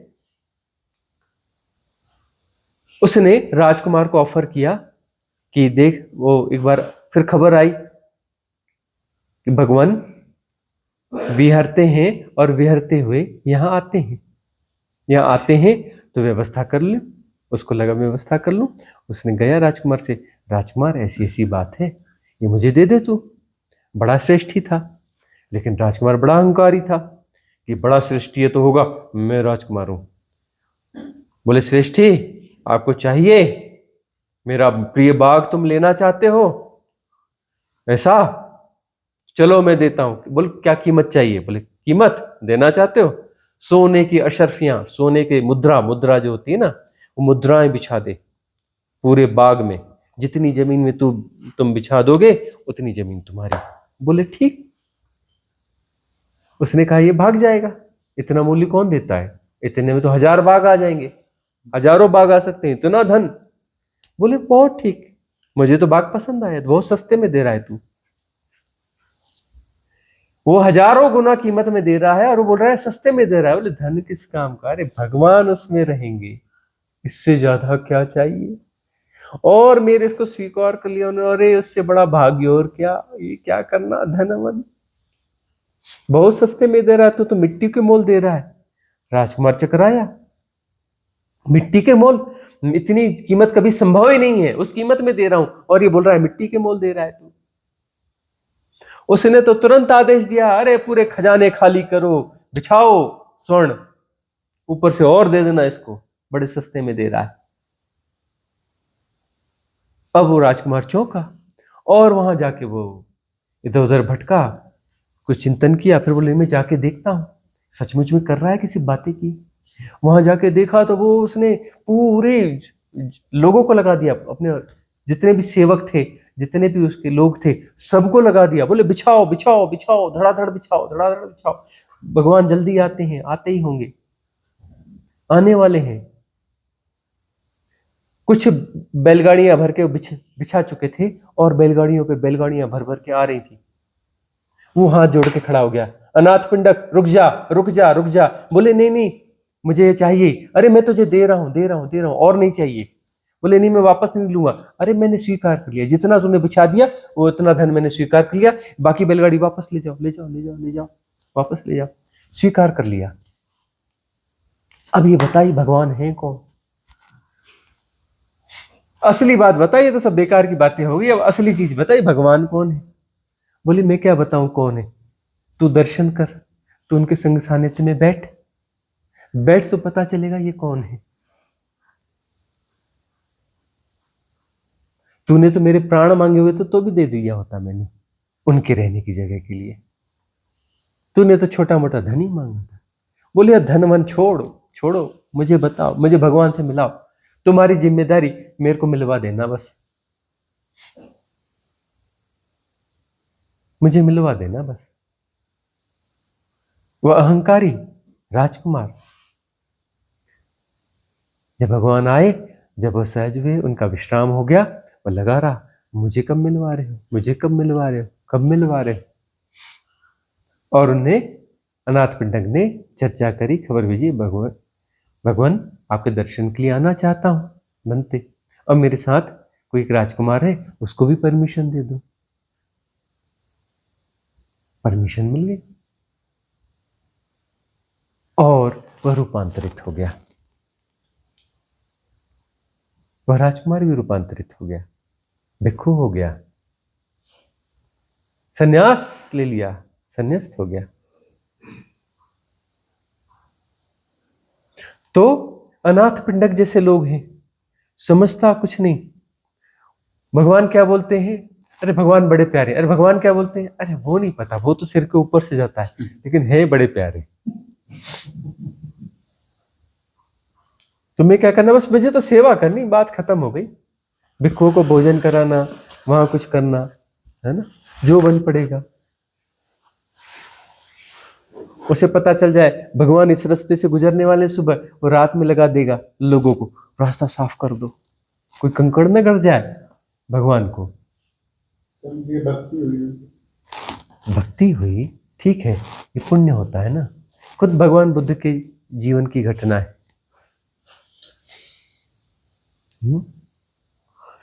पूर्व जन्म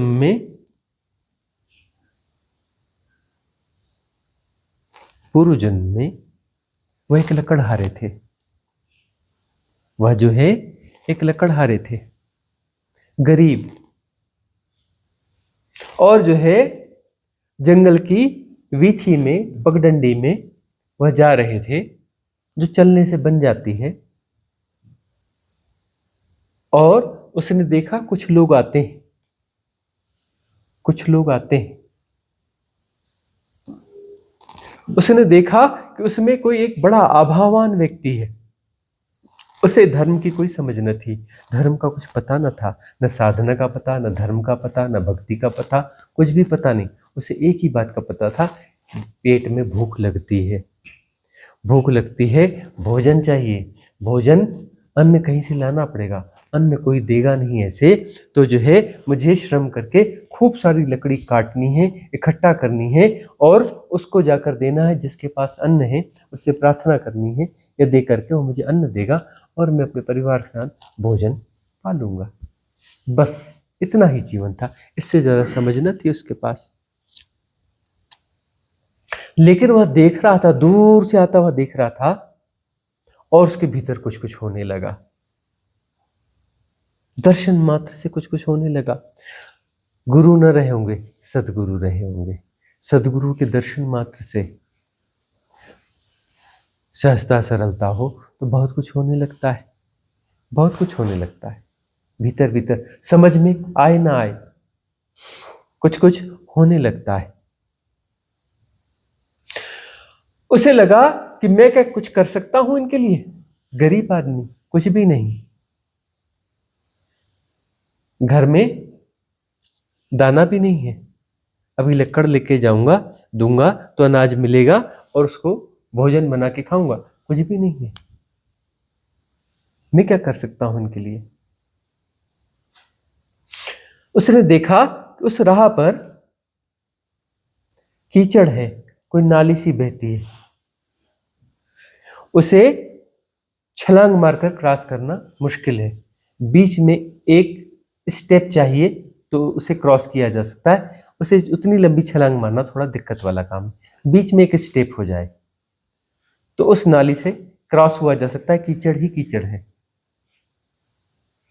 कुछ झाड़ियां भी थी सामने और उतनी भी थी, दोनों तरफ झाड़ियां थी, आसपास से कहीं जाया नहीं जा सकता था, वो नाली कंटिन्यू थी, कीचड़ कंटिन्यू थी और मार्ग था नहीं, मार्ग वही था, उतना ही मार्ग था। तो उसे सिर्फ एक ही चीज समझ में आई कि यह इतना ही हो जाए कि यह निकल जाए और इनके पैर में कीचड़ न लगे। वह जो है कीचड़ का रंग काला और उस लकड़हारे का रंग भी काला, वह जो है उसमें उनको न दिखे उसके पहले ही कीचड़ में घुस गया और लेट गया और जो है अपना सिर घुसा दिया झाड़ियों के भीतर कि उन्हें दिखे ना कि कोई आदमी है, उन्हें पता ना चले कि क्या है। और वह आए और आने के बाद में उन्हें लगा कि कोई काला पत्थर है, उस पर पैर रख के क्रॉस करके चले गए। सब लोग पैर रख के क्रॉस करके, वह उनका जो संघ था, संघ के कुछ लोग थे, चले गए। जो चले गए तो धीरे से निकल आया, उठाया और बड़ा प्रसन्न था कि उनके पैरों में कीचड़ नहीं लगा। बड़ा खुश हो गया, बड़ा आनंदित हो गया कि उनके पैरों में कीचड़ नहीं लगा। फिर उसने जो भी किया हो, जाकर आसपास की किसी नदी में नहा लिया हो, फिर लक्कड़ काटे हो, लक्कड़ काट के जाके बेचा हो और फिर जो है परिवार का भरण पोषण किया हो। पुण्य हो गया, अगले जन्म में साधक हो गए, साधक हो गए। और साधक होकर के फिर जो है उनको पता चला कि कोई एक संबुद्ध जो है तो उनके दर्शन के लिए गए, दर्शन के लिए गए। उनका नाम विरोचन था।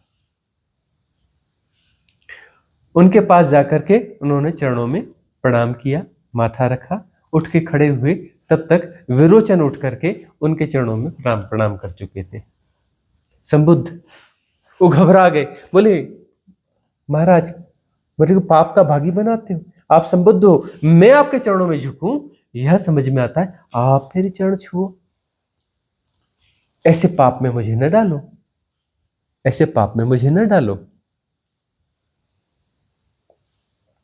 विरोचन ने कहा, देख तुझे पता नहीं, मैं तुझे अभी जो तू है उसके चरण नहीं छूता, तू जो होने वाला है उसके चरण छूता हूं। मैं तू अभी है उसके चरण नहीं छूता, तू जो होने वाला है उसके चरण छूता हूं। फिर उनका जन्म हुआ, गौतम बुद्ध के नाम से हम जानते हैं। और उन्होंने जो कुछ किया, इसीलिए उन्होंने, विरोचन ने जो कि संबुद्ध थे, चरण छुए।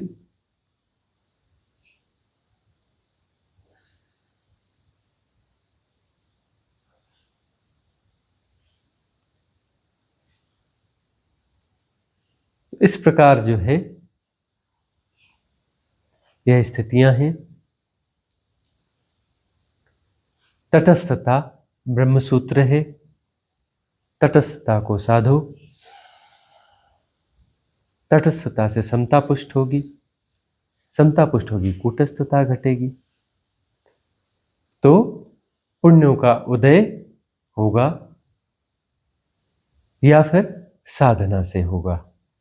जिससे भी होगा पात्रता बनती है। संबुद्ध के सम्मुख आते हो तो पात्रता कहीं ना कहीं बनी है, इसलिए हमारे सानिध्य में हो। पात्रता है तभी तो सानिध्य में हो ना, और सानिध्य में हो तो मंगल होगा, कल्याण होगा। अब तुम अमंगल की राह पे नहीं चल सकते। बोलो नहीं जी हमें अमंगल की राह पे चलना है। अब अमंगल की राह पे नहीं चल सकते, अब मंगल की राह पे ही चलना पड़ेगा।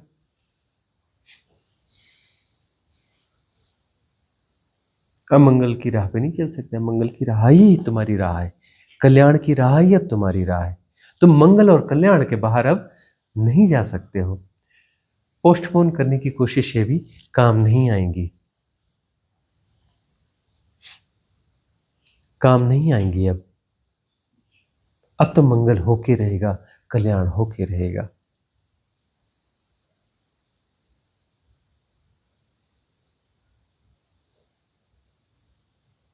सभा को समाप्त करें, मंगल कामना करेंगे। भवतु सब मंगलम, भवतु सब मंगलम, भवतु सब मंगलम।